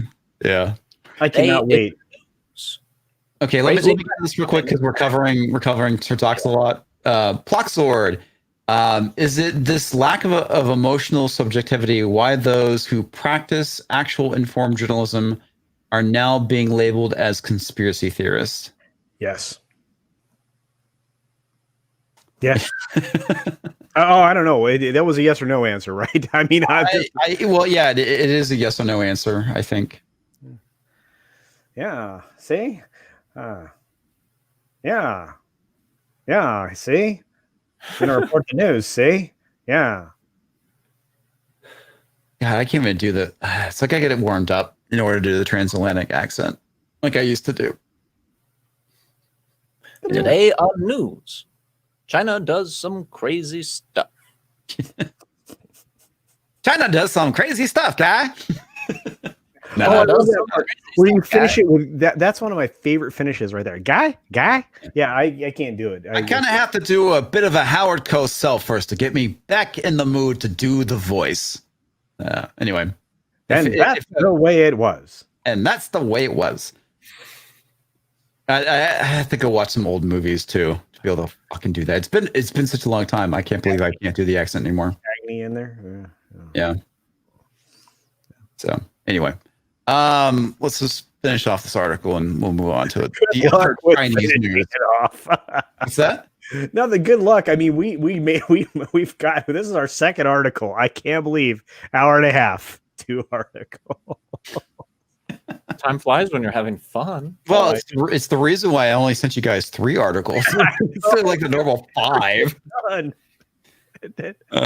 FBI declined to comment. The Chinese embassy in Washington did not respond to a request for comment. Of course. Detailed. Yeah, surprise! Axios, with 4 current and former U.S. intelligence officials about the case over a period of more than a year. They requested authenticity because they were not authorized to speak to the media about the case. Yeah. Axios also spoke with 22 current and former elected officials, political operatives, and former students who knew Fang personally when she was based in the United States. The cover of how Fang worked. Fang's friends and acquaintances said she was in her late 20s or early 30s when she was based in the U.S. and enrolled as a student at a Bay Area university. She used a political gathering, civic society conferences, campaign rallies, and campus events to connect with elected officials and other prominent figures, according to U.S. intelligence officials. Bay Area political operatives, former students, and current and former elected officials who knew her. U.S. intelligence officials believe she was overseeing likely unwitting subagents whom she helped place in local political and congressional offices. Wow. Hey, you know what? You know, that's the American industrious spirit right there. You know, just the stick-to-itiveness. That's a go-getter right there, I say. Well, Chinese operatives are highly trained in social networking and manipulating those social networks to get where they need to be. So, I mean, it's not really surprising that she'd be able to just drop little sleeper seeds or, you know, plant other agents or be the recipient of seeds, apparently, based on the next bullet point here. Yeah. Yes. Fang attended regional conferences for U.S. mayors, which allowed her to grow her network of politicians across this country. That's frightening. Network. Yes. She also engaged in sexual or romantic relationships with at least 2 mayors of Midwestern cities over a period of about 3 years, according to one U.S. intelligence official and one former elected official. Man, I really wish they would say who these people were. Why? It doesn't even matter at this point. This chick is gone, and all of the ramifications. To know why, you know, who these politicians that have been compromised are. That's why I think we already know. We already know. This is the thing. Unfortunately, I'm going to say it again. This always seems to happen on one side of the aisle. And it is only in a very limited circumstances does it happen the other way. And that's frustrating to me, you know, and again, I fall on neither side. Sympathies, that's why. Say again. Because that one side of the aisle is the one with the sympathies. Yeah, maybe. They're sympathetic to that. I don't sort know. of country. Yeah, I guess. Yeah, like I said, most You have to ask nation if by it's Clinton in the 90s. manufactured sympathy. Was that? Is it a manufactured sympathy, though? Is it just a bought sympathy, or do they actually hold sympathetic values that are corely rooted? I know we see it in some of them, like AOC is definitely, Crazy. yeah, she's a diehard like believer. You can tell. It's not just about political clout, or else she wouldn't be acting as crazy as she is now. But here's the thing, and this is where so I'm gonna go off on a tangent again. I'm sorry. Take back and get your beer, folks. Did she learn that though? Did she start out as a normal American, right? And go to school, and all of a sudden her hair changes. She's from China. She's from China. AOC? Oh, sorry. I'm No, yes, we're on AOC. I'm sorry. I was thinking Fang. Yes. No, that I knew for sure. Thank you. No, okay, yes, you're correct. But AOC, on the other hand, because we're talking about sympathies, did she start out that way, or was she led Bronx, that way through education? Probably through education. And that's the problem, is we have to stop this mindset. Let's take the Wayback Machine. Let's go way back. Ronald Reagan's been talking about this for, I don't know, ever. And back when he was in Hollywood, he was like, hey, look, this is a real problem. They're here in Hollywood. They're going to these schools. They're doing this stuff. He took it very seriously in the 80s when he was, I don't know, president. And he wasn't wrong about the Red Menace, that existed in various countries throughout the world. And I'm not talking about the color red, guys. I'm talking about the philosophy. Don't get, again, no panties in the bunch. Okay, don't do that. Let's talk about. No. So this is the question. Always is: was she led to this because she was indoctrinated? That's the word I've been trying not to say, but I'm going to say it. Or that's exactly what it is, man. It's indoctrination. It's the reason why these people have infested universities, is to indoctrinate. I mean, when you see people at like Ivy League schools screeching social justice, it's fucking indoctrination at this point. Because they don't realize, you are exactly, if you really believe this, you should not be enrolled in this school, you freaking maroon. Your advantages that you're, decrying by your very statements, exist in this school, in this institution that you're talking about right now. So yeah, these people have no concept of how ignorant they look when they do these things. But those of us standing on the outside go, you're an idiot. But that's not the point. It's they're all brought to these points of view because we live in a very successful country. Mm-hmm. If we didn't live in a successful country, this wouldn't be the points of view. Most people in this country don't realize our level of poverty is something that is desired as a standard of living everywhere else in the world. Yeah, I like how Tim Pool always points out, it's like our homeless people in this country are fat. Yes. Yeah, it's weird how that works. Yeah. Yeah. And people are always like, well, so much of your population is imprisoned. Yes, they broke the law. We are a law and order society. But in those very prisons, they have more than, I don't know, the people living on the poorest rung in most third world countries. Mm-hmm. So it's not like they're treated poorly, despite the fact that they're incarcerated. They're being punished based on the laws.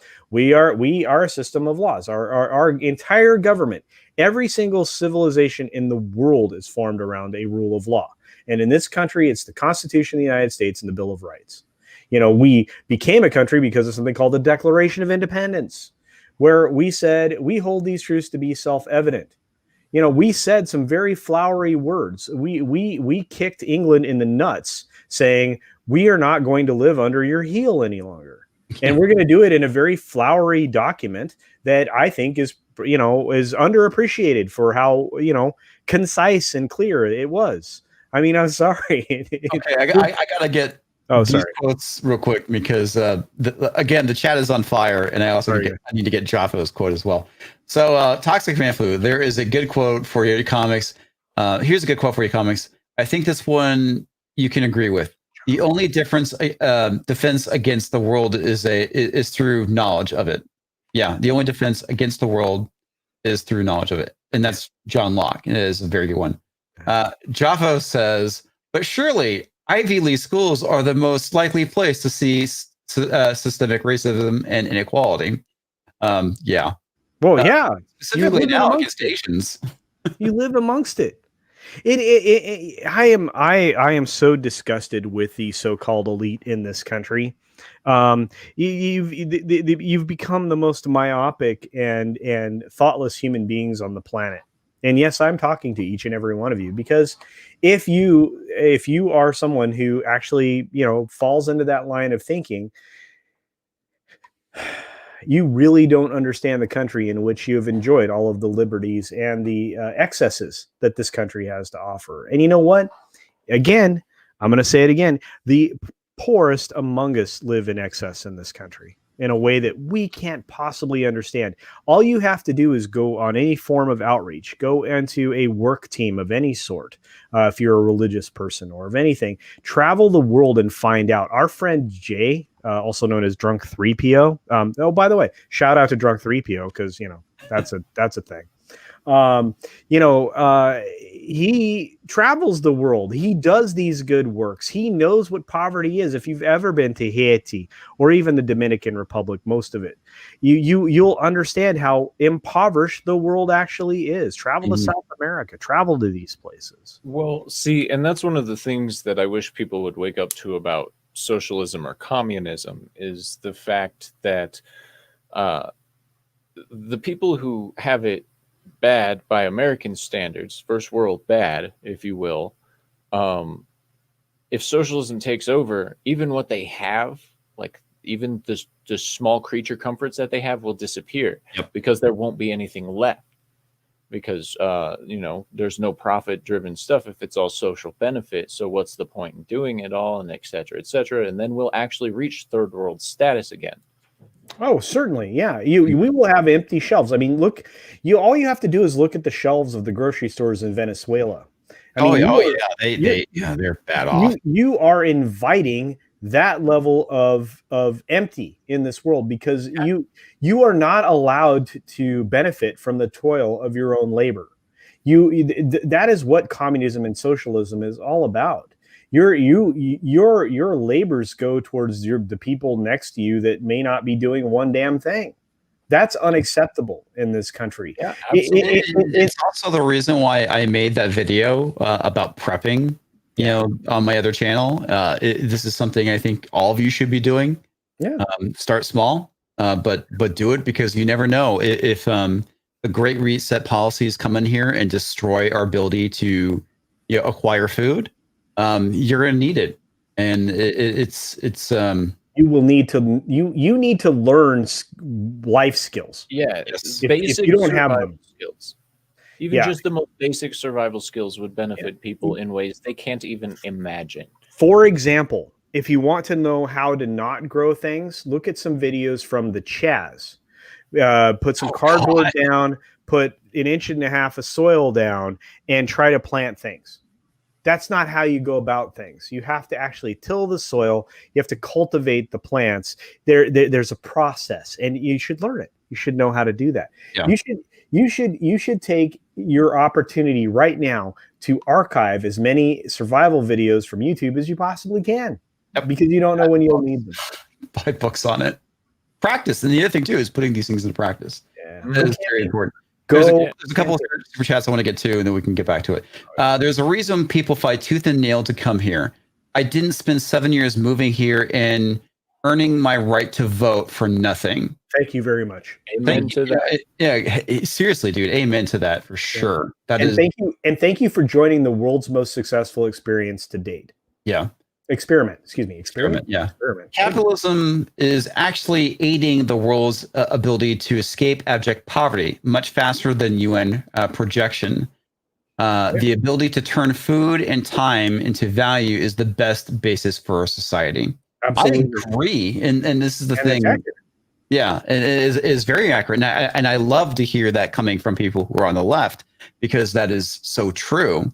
And it's one of the biggest problems with what we're seeing right now, is that we have these people that want to push, socialism and whatnot, and we're just going to end up like Venezuela. And I want to teach. I want to teach the world vertical farming, because believe it or not, you can grow a substantial number of crops in a very small coat closet if you do it properly. So, hydroponics and vertical growth are my jam. So if you ever want to talk about that with me, reach out. Anyway, sorry. I can go on about all this stuff. I'm a survival kind of prepping kind of crazy person like Comix is. So Max Mercer saying socialism isn't destroying Northern European countries. China has state organized enterprises.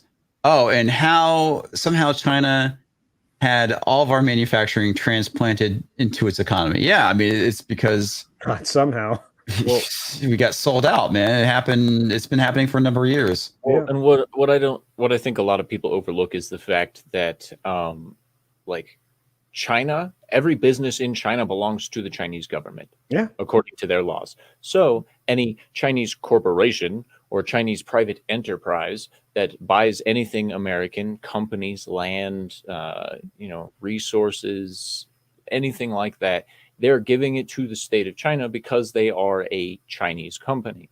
And a lot of people don't realize that. Like when I don't remember the name of the multi-conglomerate, but the Chinese company that bought AMC, like over a decade ago or something like that.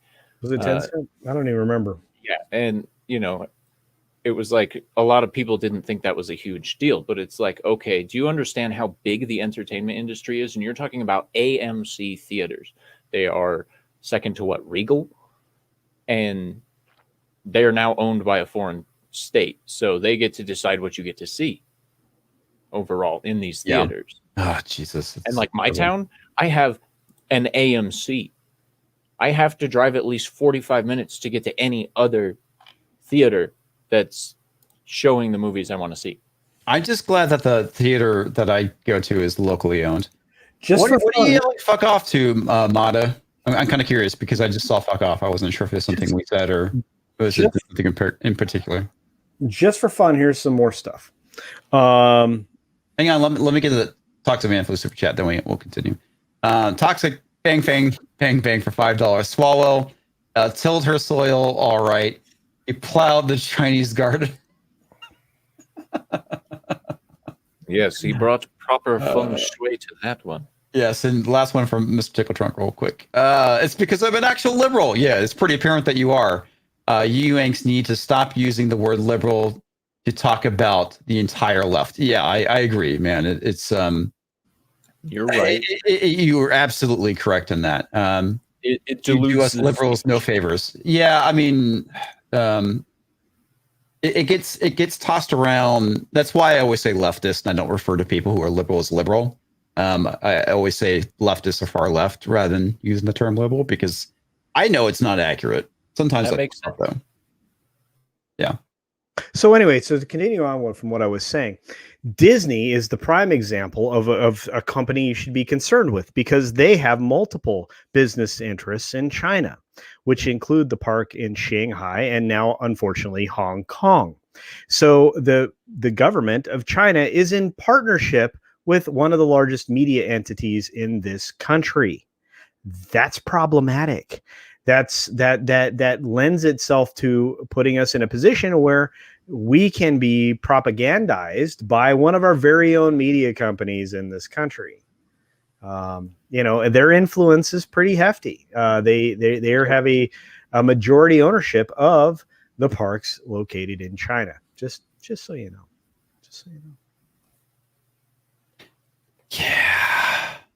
Anyway, let's finish off this article. At least 2 separate sexual interactions with elected officials, including one of these Midwestern mayors, were caught on FBI electronic surveillance of Fang according to two intelligence officials. Axios was unable to identify or speak to the elected officials. That's the thing I find so funny about that, is that they warn this one congressman, but not those mayors for some reason. Hey, they got him on tape going a bang, a bang, a bangity bang. I said a bang, bang, bangity bang. Yeah. Between 2011 and 2015, Fang's activities brought her into contact with many Bay Area's most potential politicos.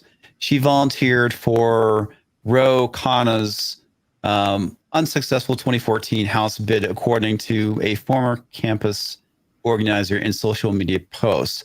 Khanna, a Democrat, was elected to the House in 2016. Khanna's office said he remembers seeing Fang and several Indian American political gatherings, but did not have further contact with her. Khanna's office said the FBI did not brief him or her on her activities. Khanna's 2014 campaign staff said that Fang's name do not appear in their staff records, though they said their records do not include all volunteers. And there's this thing with Tulsi Gabbard. Oh, that does not look good. No, it doesn't. So let's see what it says here. It says Fang helped with a fundraiser for Rep. Tulsi Gabbard, Democrat, Hawaii, in 2013, according to a flyer from the event Fang shared on Facebook. She appeared in a photo over multiple years with a host of California politicians, including Khanna, Swalwell, Rep. Judy Chu, Democrat, California, and Rep. Mike Honda, Democrat, California. Have you guys noticed that there seems to be a D next to all those names? Well, the Bay Area is very heavily Democratic, and so is Hawaii. They're full of the D. Absolutely. Yeah. In fact, they're all D all the time. And it shows. Yeah. Gabbard has no recollection of ever meeting or talking with her, nor any recollection of her playing a major role at the fundraiser. A spokesperson said in an email to Axios.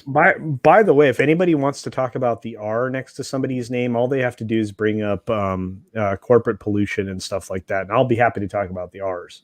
But right now, I'm talking about the D's. There's plenty of bad things that the R's have done. Oh, yeah. I have loads of that stuff too. We just don't happen to be there right now. Well, it's the funny thing is, like, whenever I talk about the problems with certain cities or states that have the strongholds, it's like they have very different issues, but they still have issues. Issues. Yeah. The R's have their own issues. Everybody neglects a certain aspect of whatever they're not dealing with. Okay, former city council member Raj Sawan, whose name appears on the flyer, told Axios he was unaware of Fang's role in the event, and her name was added to the flyer by other Asian American leaders. Which one? I don't know. What leaders were those? Maybe we should be talking to those people as well. Yeah. Chu's office said they have no record of a Christine Fang. Honda said he had no memory of meeting Fang. And so here is a picture that was from above, but apparently it has Raj and Ro in it. So those are the two people. Along with a Fang. Yeah, along with Fang. Instead of bang, bang, bangity Fang.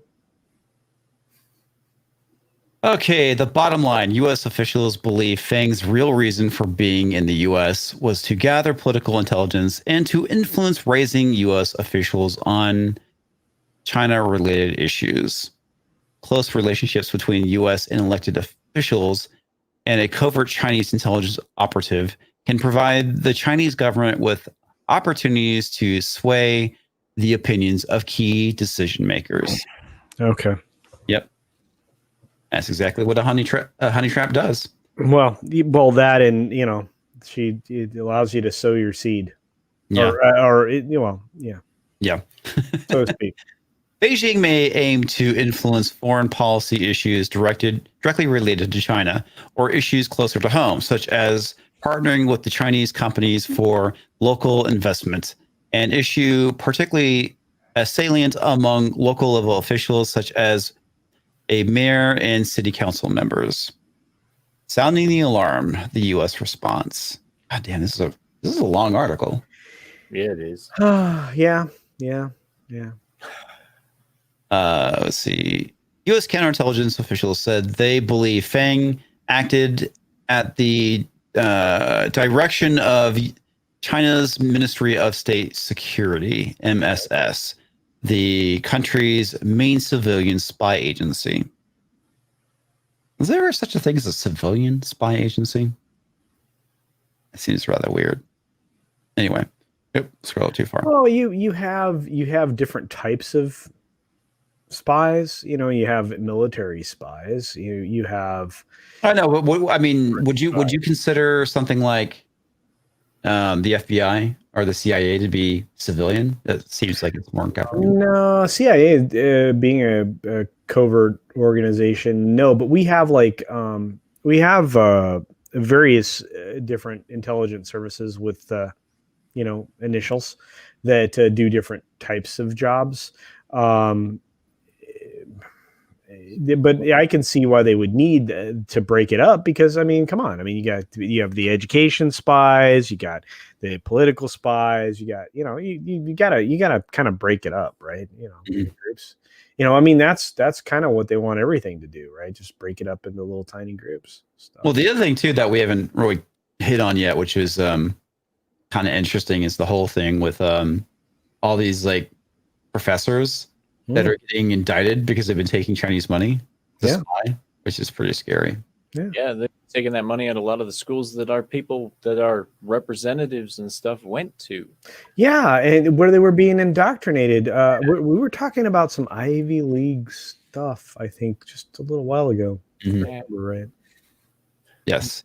U.S. officials first noticed Fang through surveillance they were conducting on a different person, a suspected MSS officer working undercover as a diplomat in San Francisco, in the San Francisco consulate. Okay, there we go. A current U.S. counterintelligence official said. By the way, anybody working as a security officer at a consulate building or embassy, those guys are definitely spies almost every time, just so you know. Yeah, and they shut down that one big Chinese embassy or whatever in Texas, right? They were using to run some of their spy operations. Yeah, that's Houston.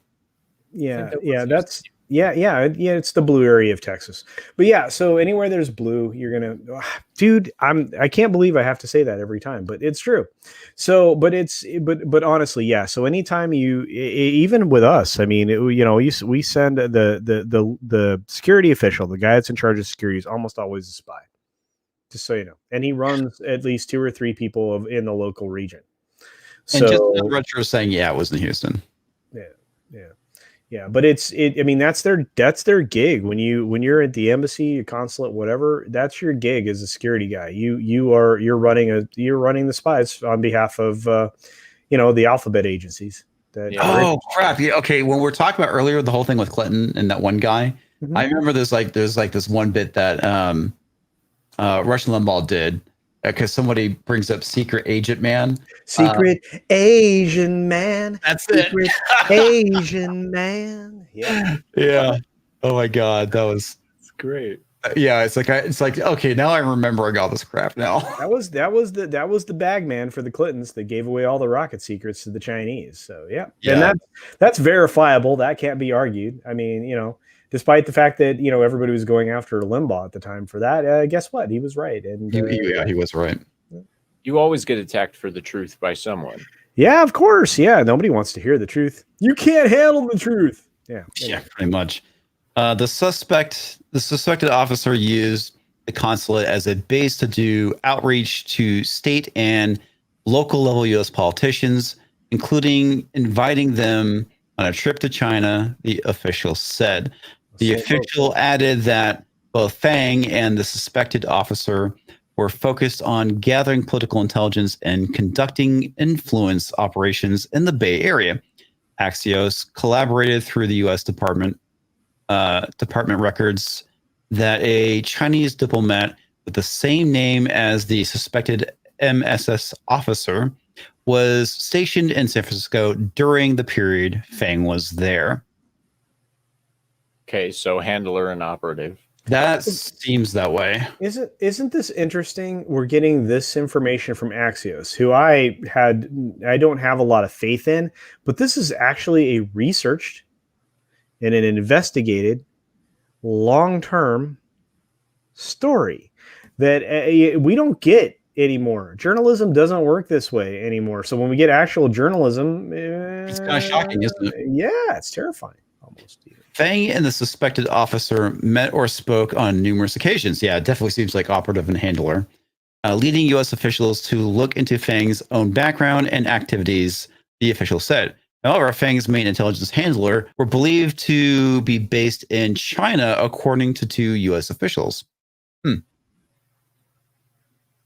Okay, so either I'm too close to the mic or I need to do one. Okay, apparently... Let me back down the gain. How's that? A lot less poppy now. Oh, okay. Was I still popping? Okay. It's weird because it's not consistent. I mean, we've been on a couple streams now together recently since you've changed your setup a little bit, and it's like this little bit of a when you're on the high end, a little cracking that happens. Yeah, I think that because I think I might need to back the gain off of my gear behind me. Yeah, you actually sound amazing right now. So. Okay, well, it's probably because I'm leaning in, and that might be the. Oh reason. yeah, actually, it just started to pop again. That's so freaking weird. Hang on, let me.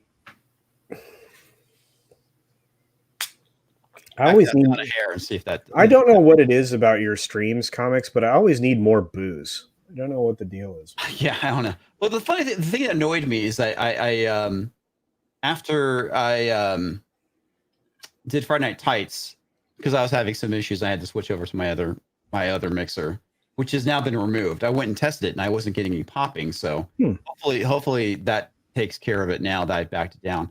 But when I was on Chris Knight's stream, it was too low. So who do you have to bribe to get on Chris Knight's stream? I don't know. Ping Chris Knight. No, all right. I tried to get him on my show. That dude ditches me. He's in hiding when you try to get him on your show. Like, no. All right. So hopefully this is good. So if it keeps popping, guys, just let me know and I'll fucking deal with it. It sounds amazing. Oh, it does? Okay, good. So I just backed off the gain a little bit. Okay. Fang and the unsuspected officer met or spoke on numerous occasions. Did I already read that one? Activities. Yeah. Okay. How are Fang's main intelligence China? Okay, I did read that. Yep. And no, yes, yeah. And again, I mean, it's this. Nobody runs their spy stuff different than anybody else. So. Yeah. No kidding. Eric. Yeah, I need to talk to Mark. I was trying to remember what I was trying to get him on for, and thank you for the reminder. I'll ping. I'd love to get him on. That and Wes Moody talk about some of his stuff. Dude, oh my God. Would you get Wes on this channel, please? He's not only one of my best friends, but the dude's freaking brilliant and he needs like 1 billion subs. I mean, I don't know how the dude doesn't have 1 billion subs. I really don't. He's like our next Joe Rogan dude. I mean, he did an interview. Did you see this interview, Comix, and those of you out there? He did an interview with an actual fact checker, like a legit interview. It was really well done. He did really well. He even got the guy to go, like at the end part of the interview, he got him to go down the conspiracy road. It was a lot of fun. You gotta watch that interview. Wes Moody from Wes Moody's podcast. He's a solid dude. Yeah, just amazing. And I love hanging out over there. I get to hang out with him.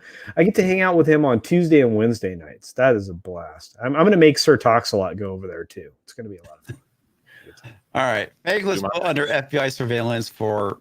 I'm sorry. What was that? I said I'll do my best. Okay.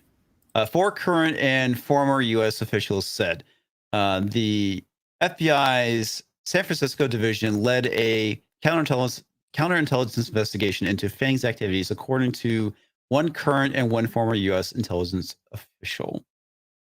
Let's see. The fact that she was traveling around the country, getting close to U.S. politicians, was a big red flag, said one of the officials. She was on a mission. There Yeah, you go. no kidding. Yeah. Let's see. What happens next? Senior U.S. intelligence officials provided multiple defensive briefings around 2015 to warn targeted local and national politicians about Fang's connections to Chinese intelligence and potential Chinese assets and their offices. One of these officials said, "Oh, goddamn." And you're wondering why you feel the urge to drink, because we deal with these type of topics. Oh, I know. I know why. I mean, I it's know. just, no, it's just it's this weird place that we get into, and it's just like I can't believe the world doesn't see this for what it is, or at least the people in this country. It's insane. Yep. Yeah, it's pretty frightening, guys. U.S. intelligence officials also provided multiple briefings to White House officials and members of Congress on the case. A current senior official said, Bill Harrison, scroll down too much. The mayor of Fremont, California at the time, said he knew Fang because she volunteered in his office and participated in numerous local political and community events. Yeah, I bet she participated. Yeah, she did. Yeah, she did. Harrison told Axios that in August of 2015, he was contacted by the FBI officials who warned him about Fang's suspected activities in the Bay Area. Bureau officials said Fang's activities were part of a long game play targeting local politicians. Harrison recalled the FBI told him the Chinese government strategy is to strike up a relationship with you and see if you move up the line, Harrison said. Okay. How it ended, Fang left the U.S. suddenly. No shit. It was so surprising. It was so shocking. U.S. officials said China's intelligence operations broke up in mid-2015 when Fang left the United States amid the FBI-led probe. Fang had planned to travel to Washington, D.C. to attend the June 2015 event. But shortly beforehand, she said she could no longer attend because she was unexpectedly due to return to China, according to an acquaintance from California on the same trip who spoke with Axios. Many of Fang's political contacts in the Bay Area were surprised and confused about her sudden departure from the country. Bet they were. Yeah. Swalwell had a 5 o'clock, and he was like, "Whoa, what about my happy ending?" Well, it became a not so happy ending. Many of Fang, or talk about that. Okay. When she left kind of abruptly, we're all kind of scratching our heads, recalled Harrison, the former Fremont mayor. The FBI reached out to Harrison after Fang's departure. I don't remember. Did he have a D next to his name? Yes, he did. Yeah. Okay. Just curious. Okay. So Bet Bunny's saying, what might help? Don't speak directly into the mic. Speak off the side slightly. Kind of sounding like that. Yeah, you are. I don't know what it is, but you're still getting. It's a very strange thing, and it is more when you're directly on the mic that it's doing it. Yeah. I don't even know. Are you using a Yeti, or is it a Shure? No, it's a Shure SMP7. That's so messed up, man. I don't know why it would be doing that. Well, that's one of my favorite mics. It could be settings. So apparently, I still need to play with it more, and I know I have a very poppy. Well, I'm sure it is settings, but is that a wireless mic? No. Oh no, that is the I'm really cool and have money microphone right there. Nice. Yeah. Someday I'll have one of those. Yeah, let me pop open the stupid settings for the mic real quick. Can I read a little just for fun? Yeah, go ahead. Okay. She disappeared off the face of everything, remembered Gilbert Wong, the former mayor of Cupertino, California, who had seen Fang frequently at political events. But in the months surrounding her departure, rumors swirled in the Bay Area political circles that the FBI was investigating her, according to 4 local organizers, political operatives, and elected officials who knew her. See, I love that. It's fun. Want to keep reading? Sure. Can I read the last part right there? Oh, no. Yeah, you go. It'll be fun. Fang has not returned to the U.S., said intelligence officials and her former political acquaintances. She appears to have largely cut off contact with her U.S.-based friends and the networks she spent years building in California. That just felt like a news thing to read. Yeah, Great. Finish it. The Justice Department has filed no public charges against Fang. Dude, you sound I'm sorry, you sound like former NPR, like back when NPR was for real. You sound like that. Oh wow, there's a lot more to this. Fucking Christ. Why do I want to shoot myself in the face now? That is Okay, maybe not. That might have been strong. Why is this article so long? That should have been what I said. It took them a year to write, so God, look Why at all Beijing targets California's Bay Area. why wouldn't it? I'm about a good 5 inches away from the microphone, and I'm at an angle, so hopefully I'm not. We said 5 inches. Yeah. Wah, wah. Hopefully it isn't so bad. This is the problem when you switch gear. You have to massage it a bit. Get all the kinks worked out. Oh my God, phrasing. I picked that word intentionally. I'm gonna switch gears. Oh my God, massaging. Help. Help! I'm being oppressed. The local area official. I think we need more TalksAlot reading. Yes, me too. Because I'm losing it. Oh, we're just at the top there, right? Yeah. Yes. The Bay Area offers ideal conditions for foreign intelligent operative aiming to identify and target ambitious local politicians with national aspirations. The big picture. Some of America's most powerful politicians got their start in Bay Area politics, and China recognizes California's importance. The MMS, or MSS, has a unit dedicated solely to political intelligence and influence operations in California. God damn, you really could be a news anchor. Dude, you could. It's like well, guilty admission, I actually passed up an opportunity to even try for OAN. So why? Because at the time I wasn't political at all, so I just shrugged it off, and now I'm like, dang it, I kick myself every day. You don't have to be. Well, you can still get the gig. I mean, Gary knows people, right? Comix. I think. Yeah. Keep speaking. Okay. Sorry. Keep speaking. Silicon Valley is also the world's most important center for technology industry, making it a hotbed for Chinese economic espionage. Russian intelligence has also long targeted the Bay Area. California's economy is the largest of all of the United States, giving California state lawmakers significant influence over national trends. This is a no-shit statement. Democrats dominate the Bay Area. From mayors to its numerous U.S. congressional districts, and anyone seeking proximity to power needs to be in their political circles. Context.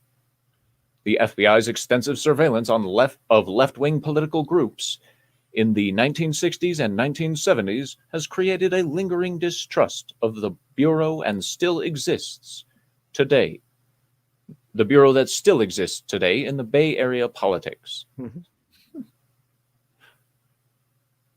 There we go. The Bay Area has one of the largest and oldest Chinese American communities in the country. I bet they have the best food too.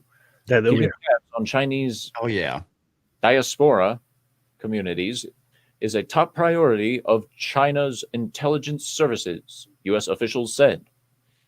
China's spy services want to influence these communities to become more predisposed to the regime, as well as surveil and stamp out potential organized opposition to the Communist Party.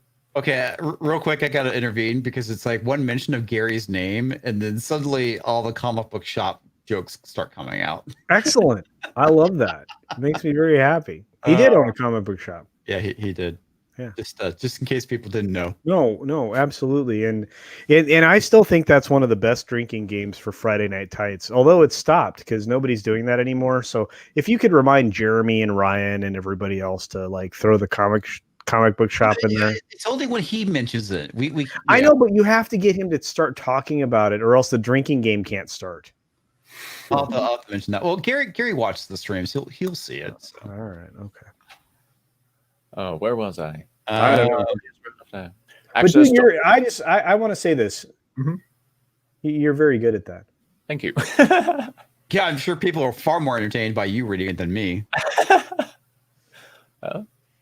Access to local political offices can give Beijing's intelligence operatives opportunities to collect information on communities of Chinese descent in the United States. That's A not why they're high-profile doing example of this occurred in the 2000s, when China's Ministry of State Security allegedly recruited a San Francisco-based staffer in Senator Dianne Feinstein's office. This person, who was fired when the FBI alerted Feinstein to his activities, was responsible for liaising with the local Chinese community. Do you know what they're not telling you? How long that went on for. But let's continue on. Very true. They never tell you how long it goes on for. It went on for a long damn time. Yeah. Feinstein's one. Okay, go ahead. Sorry. What's at stake? You're already getting compliments, man. Oh, thank you. Chinese Americans find themselves in a difficult position in 2020, being squeezed both by influence campaigns from the Chinese government and a rise in anti-Chinese racism in the United States. That's bullshit. That's crap. There was no rise in anti-Chinese sentiment. There is none. And not only that, I think Sir TalksAlot should read the next 3 bullet points in the Russian accent that I have grown to love. All right. Wait for it. I gotta wait for the super chat to pop up because this is great. Mr. Tickle Trunk for $2 Oh yes. So TalksAlot, please say previously on X-Men. Previously on X-Men. That's awesome. Sorry. So you want the Russian accent on this one? All right. We want to fight against racism. We want to call it out. Wong, the former mayor of Cupertino, told Axios. But if there's a spy, we definitely support the full prosecution, and we don't support China penetrating the Chinese community. How do we address this issue without infringing on Chinese American rights? He added. Kana said in a statement, I respect the need for law enforcement to protect our nation from espionage. But we need strict guardrails to make sure the FBI's investigations do not have collateral damage to the privacy of American citizens or the legitimacy of Asian Americans in this country. He underscored this. He underscored his concern about the chilling effect of overbroad surveillance on Chinese American political participation. So I was thinking the exact same thing, Elizabeth. Now you have to say nuclear vessels. Say that again. Nuclear vessels. Say nuclear vessels. Nuclear vessels. Nuclear vessels. Oh my god! I'm sorry. Continue. Sorry. You can go back to News Voice now. News Voice. Okay. How Fang rose to prominence among Bay Area politicos. Need to scroll down. In 2011, Fang enrolled as a student at California State University, East Bay, where she served as president of the school's Chinese Student Association and president of the campus chapter of Asian Pacific. Sorry. It's like getting all flammy. Asian Pacific Islander American Public Affairs. A national organization that encourages Asian Americans to get involved in civic affairs. Okay, real quick. So Dark Shadow Logan is saying you need to say in a Russian accent, if he dies, he dies. If he dies, he dies. I can't say it like that. Oh my god, dude! We can just have you do like from now on, just your articles in some kind of ridiculous voice. It's fantastic. I like that idea very much. Honestly, I do. I'm sure it's very nice. Yeah, except for Borat. Oh, sorry. I won't do that. I'm sorry. Where were we? Okay. She used those positions. Okay. She used those positions as her initial platform to gain access to political circles. Access. She frequently invited political figures, business executives, and Chinese consular officials to attend the flurry of high-profile events she organized over a period of several years, according to current and former local officials, former students, Bay Area politicos, and social media activity. Fang's first known contact with numerous politicians, including Swalwell, Harrison, Chu, and then-candidate Kana, was through her role as president of these organizations.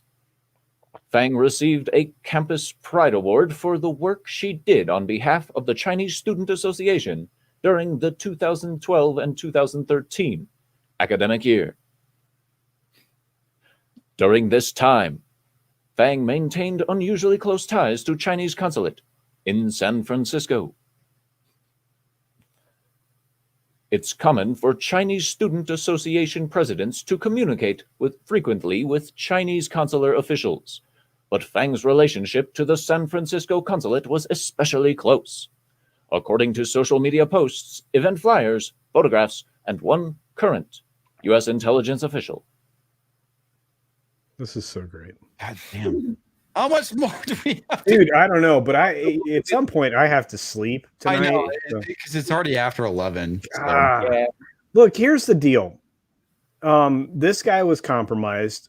We have no idea to the extent that many other politicians were compromised, but we know for a fact many other politicians were compromised. This person was awarded at their school for their participation in the political process, which should lead everybody to have a lot of concerns since this is going back to 2011. That's 9 years ago. Yep. Yeah, crazy. Some deep-rooted nastiness going on. Yeah, it's... Well, I mean, look at her. I mean, you know, and look at him. I mean, seriously. Yeah, she's very cute. He is not so much cute. Yeah, you're right. He looks like fucking Opie, especially like right here in this photo right here. Oh, yeah. Yeah. Yeah. So see, she's very cute. So it's all part of the trade craft. Mm-hmm. I mean, no, absolutely. Yeah. I mean, this makes me crazy for many reasons, but mostly because this only comes to our notice after we've been through an election. Yeah. When we should have been on our guard through the electoral process, we are no longer an informed populace. Nope. We're grossly misinformed populace. Well, beyond misinformation, it's just a lack of information, and it doesn't come to the forefront until after whatever they believe they want to have happens, and that is just disgusting. And I wish that I had a political channel to yell, scream, rant, and do all of those things about. And perhaps one day on Rumble or BitChute or one of these alternate platforms, I'll be allowed to go bananas. But I don't know, man. Say again? Not here on YouTube. No, we are thumb screwed down in a way that's so uncomfortable. I like I said, I mean, fortunately my channel's not oriented around politics, or I would have shucked the yoke long ago and tried to find something else to do. Yeah, I've been, doing it off and on. Like I said, trying to move everything to the other channel, but we're still doing the live streams for the time being until monetization occurs. Yeah. Where are you at with that now? The Great Reset? With the Great Reset, I am at 464 subs currently. Oh, guys, please help us, please, because I also need to create more content around it too. I was going to create something last night, but I kind of got sucked into Cyberpunk 2077. Well, oh, dude, speaking of which, oh man, no, we can't do that now. Someday I want to talk about Cyberpunk. We can talk about Cyberpunk on Thursday. Okay. Ooh, good news. Yes. But anyway, it goes back to what I was saying. It's like if you're moderately attractive and some really hot chick starts hitting on you, odds are she wants something. Yeah, sometimes you're lucky, and I mean, you know. But Yeah, but sometimes does that guy reek of charisma? And come on. no, no. Well, there are definitely unattractive dudes that do have a lot of charisma. So I mean, That's true. Yeah, but this guy looks like if you leave him out in the sun too long, he's a tomato. Yeah, absolutely. So, but yeah, I guess we'll go ahead and wrap things up. And one of the main things I mentioned in my latest video on the Great Reset channel, and I mentioned on Friday Night Tights is. And I'm going to say this every time because, you know, people need to hear it. And if you fucking stayed all the way at the end, God bless you. Thank you very much for hanging out with us. But the main thing is I mentioned that you need to become an activist for your rights. If that means going out and protesting these lockdowns, protesting things that are important to you, you need to do it. This is the stuff that the left has been doing. And look how they're winning at things like what. The fact that this shit has been hitting the fan in Portland for such a long time and finally after the election happened, that they finally called the police to break up these riots. But I'm not saying riot. What I am saying is that you need to be an activist for your rights. If there's something that somebody in your government is going after, you need to fight back against it. Sorry, man, I keep getting no, it's all good. It's very important to understand the distinction between, you know, an actual protest and what was going on over the last year. Yeah, because what was going on over the last year, no matter how they try to sugarcoat it or whatever, they were not protests. No, they were riots. They were destructive. They were undercutting the American soft infrastructure. They were sowing seeds of division, all centered around changing the overall political structure of the United States. Yeah. Yeah. Especially think about it this way. You have district attorneys, like one of our wonderful viewers brought to everyone's attention, who are not enforcing the freaking law. Yeah. And there's something I want to point out too, because he's kind of right. Says protesting is never useful. Write your reps. And that's the other thing I was going to get to. Talk to people you know. Run for office yourself. Sure. Those are all very true. But the main reason why I say protest is because companies support things when they think it's safe. It's the reason why all these companies got and jumped behind BLM is because you had all this protest. It was now safe to do so. And that is the reason why I encourage people to protest. But you are absolutely correct, Mr. Tickle Trunk. You need to write your politicians, start a YouTube channel, talk about these things. The main thing is we need to make sure that society and the politicians hear your voice. We need to understand that it's not the far left crazies that they should be listening to, but everybody else. And it's the reason why I say that you should go out and do this stuff is because it gets people to see when all you see is the far left protesting, that's what they think. That's what the majority of the people want. When they see normal people protesting these insane lockdowns and whatnot, and other things that they're doing to your rights, that is the reason why you need to do it. Is because the society as a whole, the politicians, the public as well, need to see it. It's not just coming from the crazies. Yeah. Why? And it needs to, write your reps, dude. That is also very important. Yes, and it needs to be done before we reach the tipping point of violence from both sides. Because we're there, dude. We've been on the. I've seen the videos and I've seen the terrible things that keep happening and keep going on. And as much as I don't like Antifa and stuff, like I won't say that violence is the answer, but we need to stop it before the violence becomes so widespread we actually get to a civil war standing. And that's because the simple thing is a lot of these anarchists and people like that call for a civil war, but they're not ready for the amount of They death don't have that any idea. yeah, they have no idea what I mean, okay, Vietnam was a conflict according to official records. You know, the Civil War was hardcore because it was on American soil. If you put Civil War 2.0 with, you know, crazy ideals out today, it's going to be so bad that these people are going to pull a Hitler and off themselves instead of facing the mob.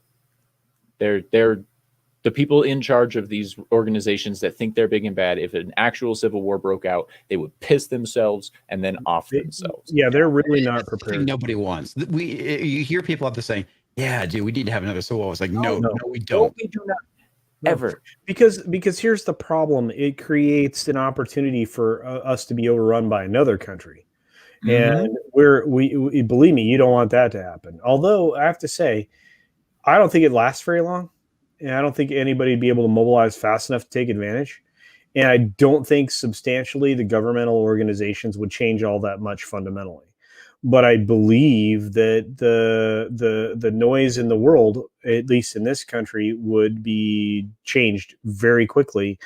And we would lose a lot of humanity that, you know, maybe was just misinformed and or indoctrinated into an ideology that they did not possibly understand. And I don't think that benefits society.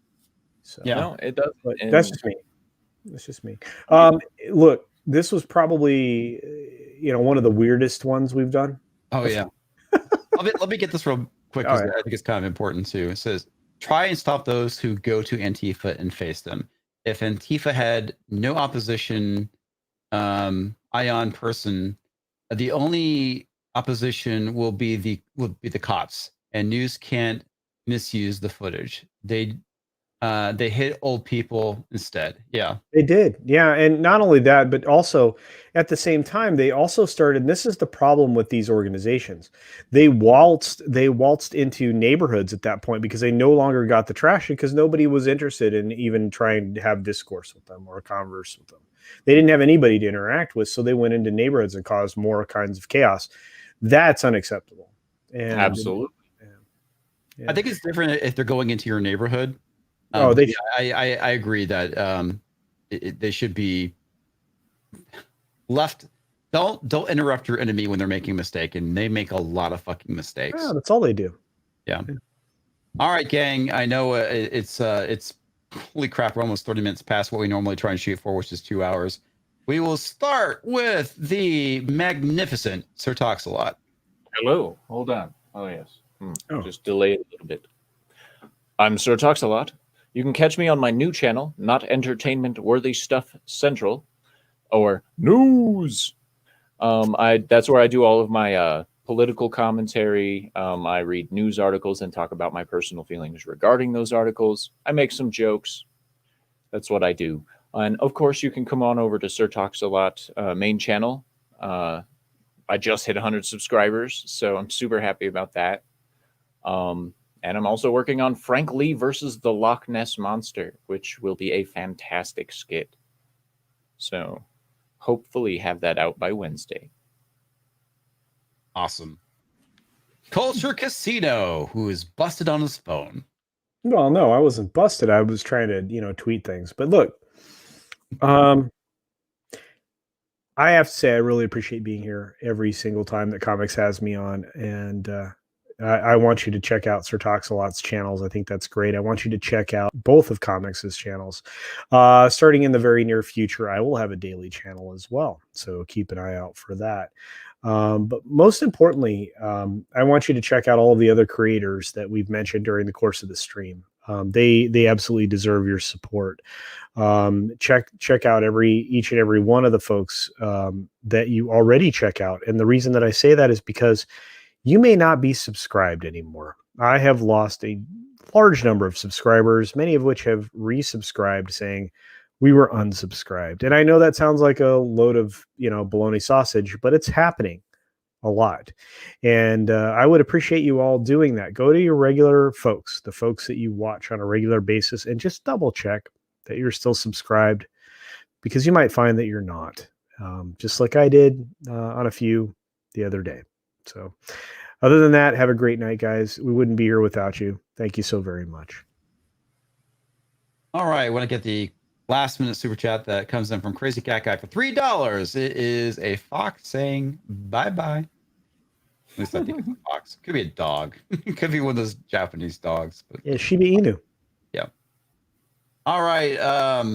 As we do around here, we will we'll go out to some quals in the rain until I actually get some real outro music. Don't forget, guys, go and check us out Thursday night for Thursday Night Throwdown, where we actually talk about entertainment stuff and not politics.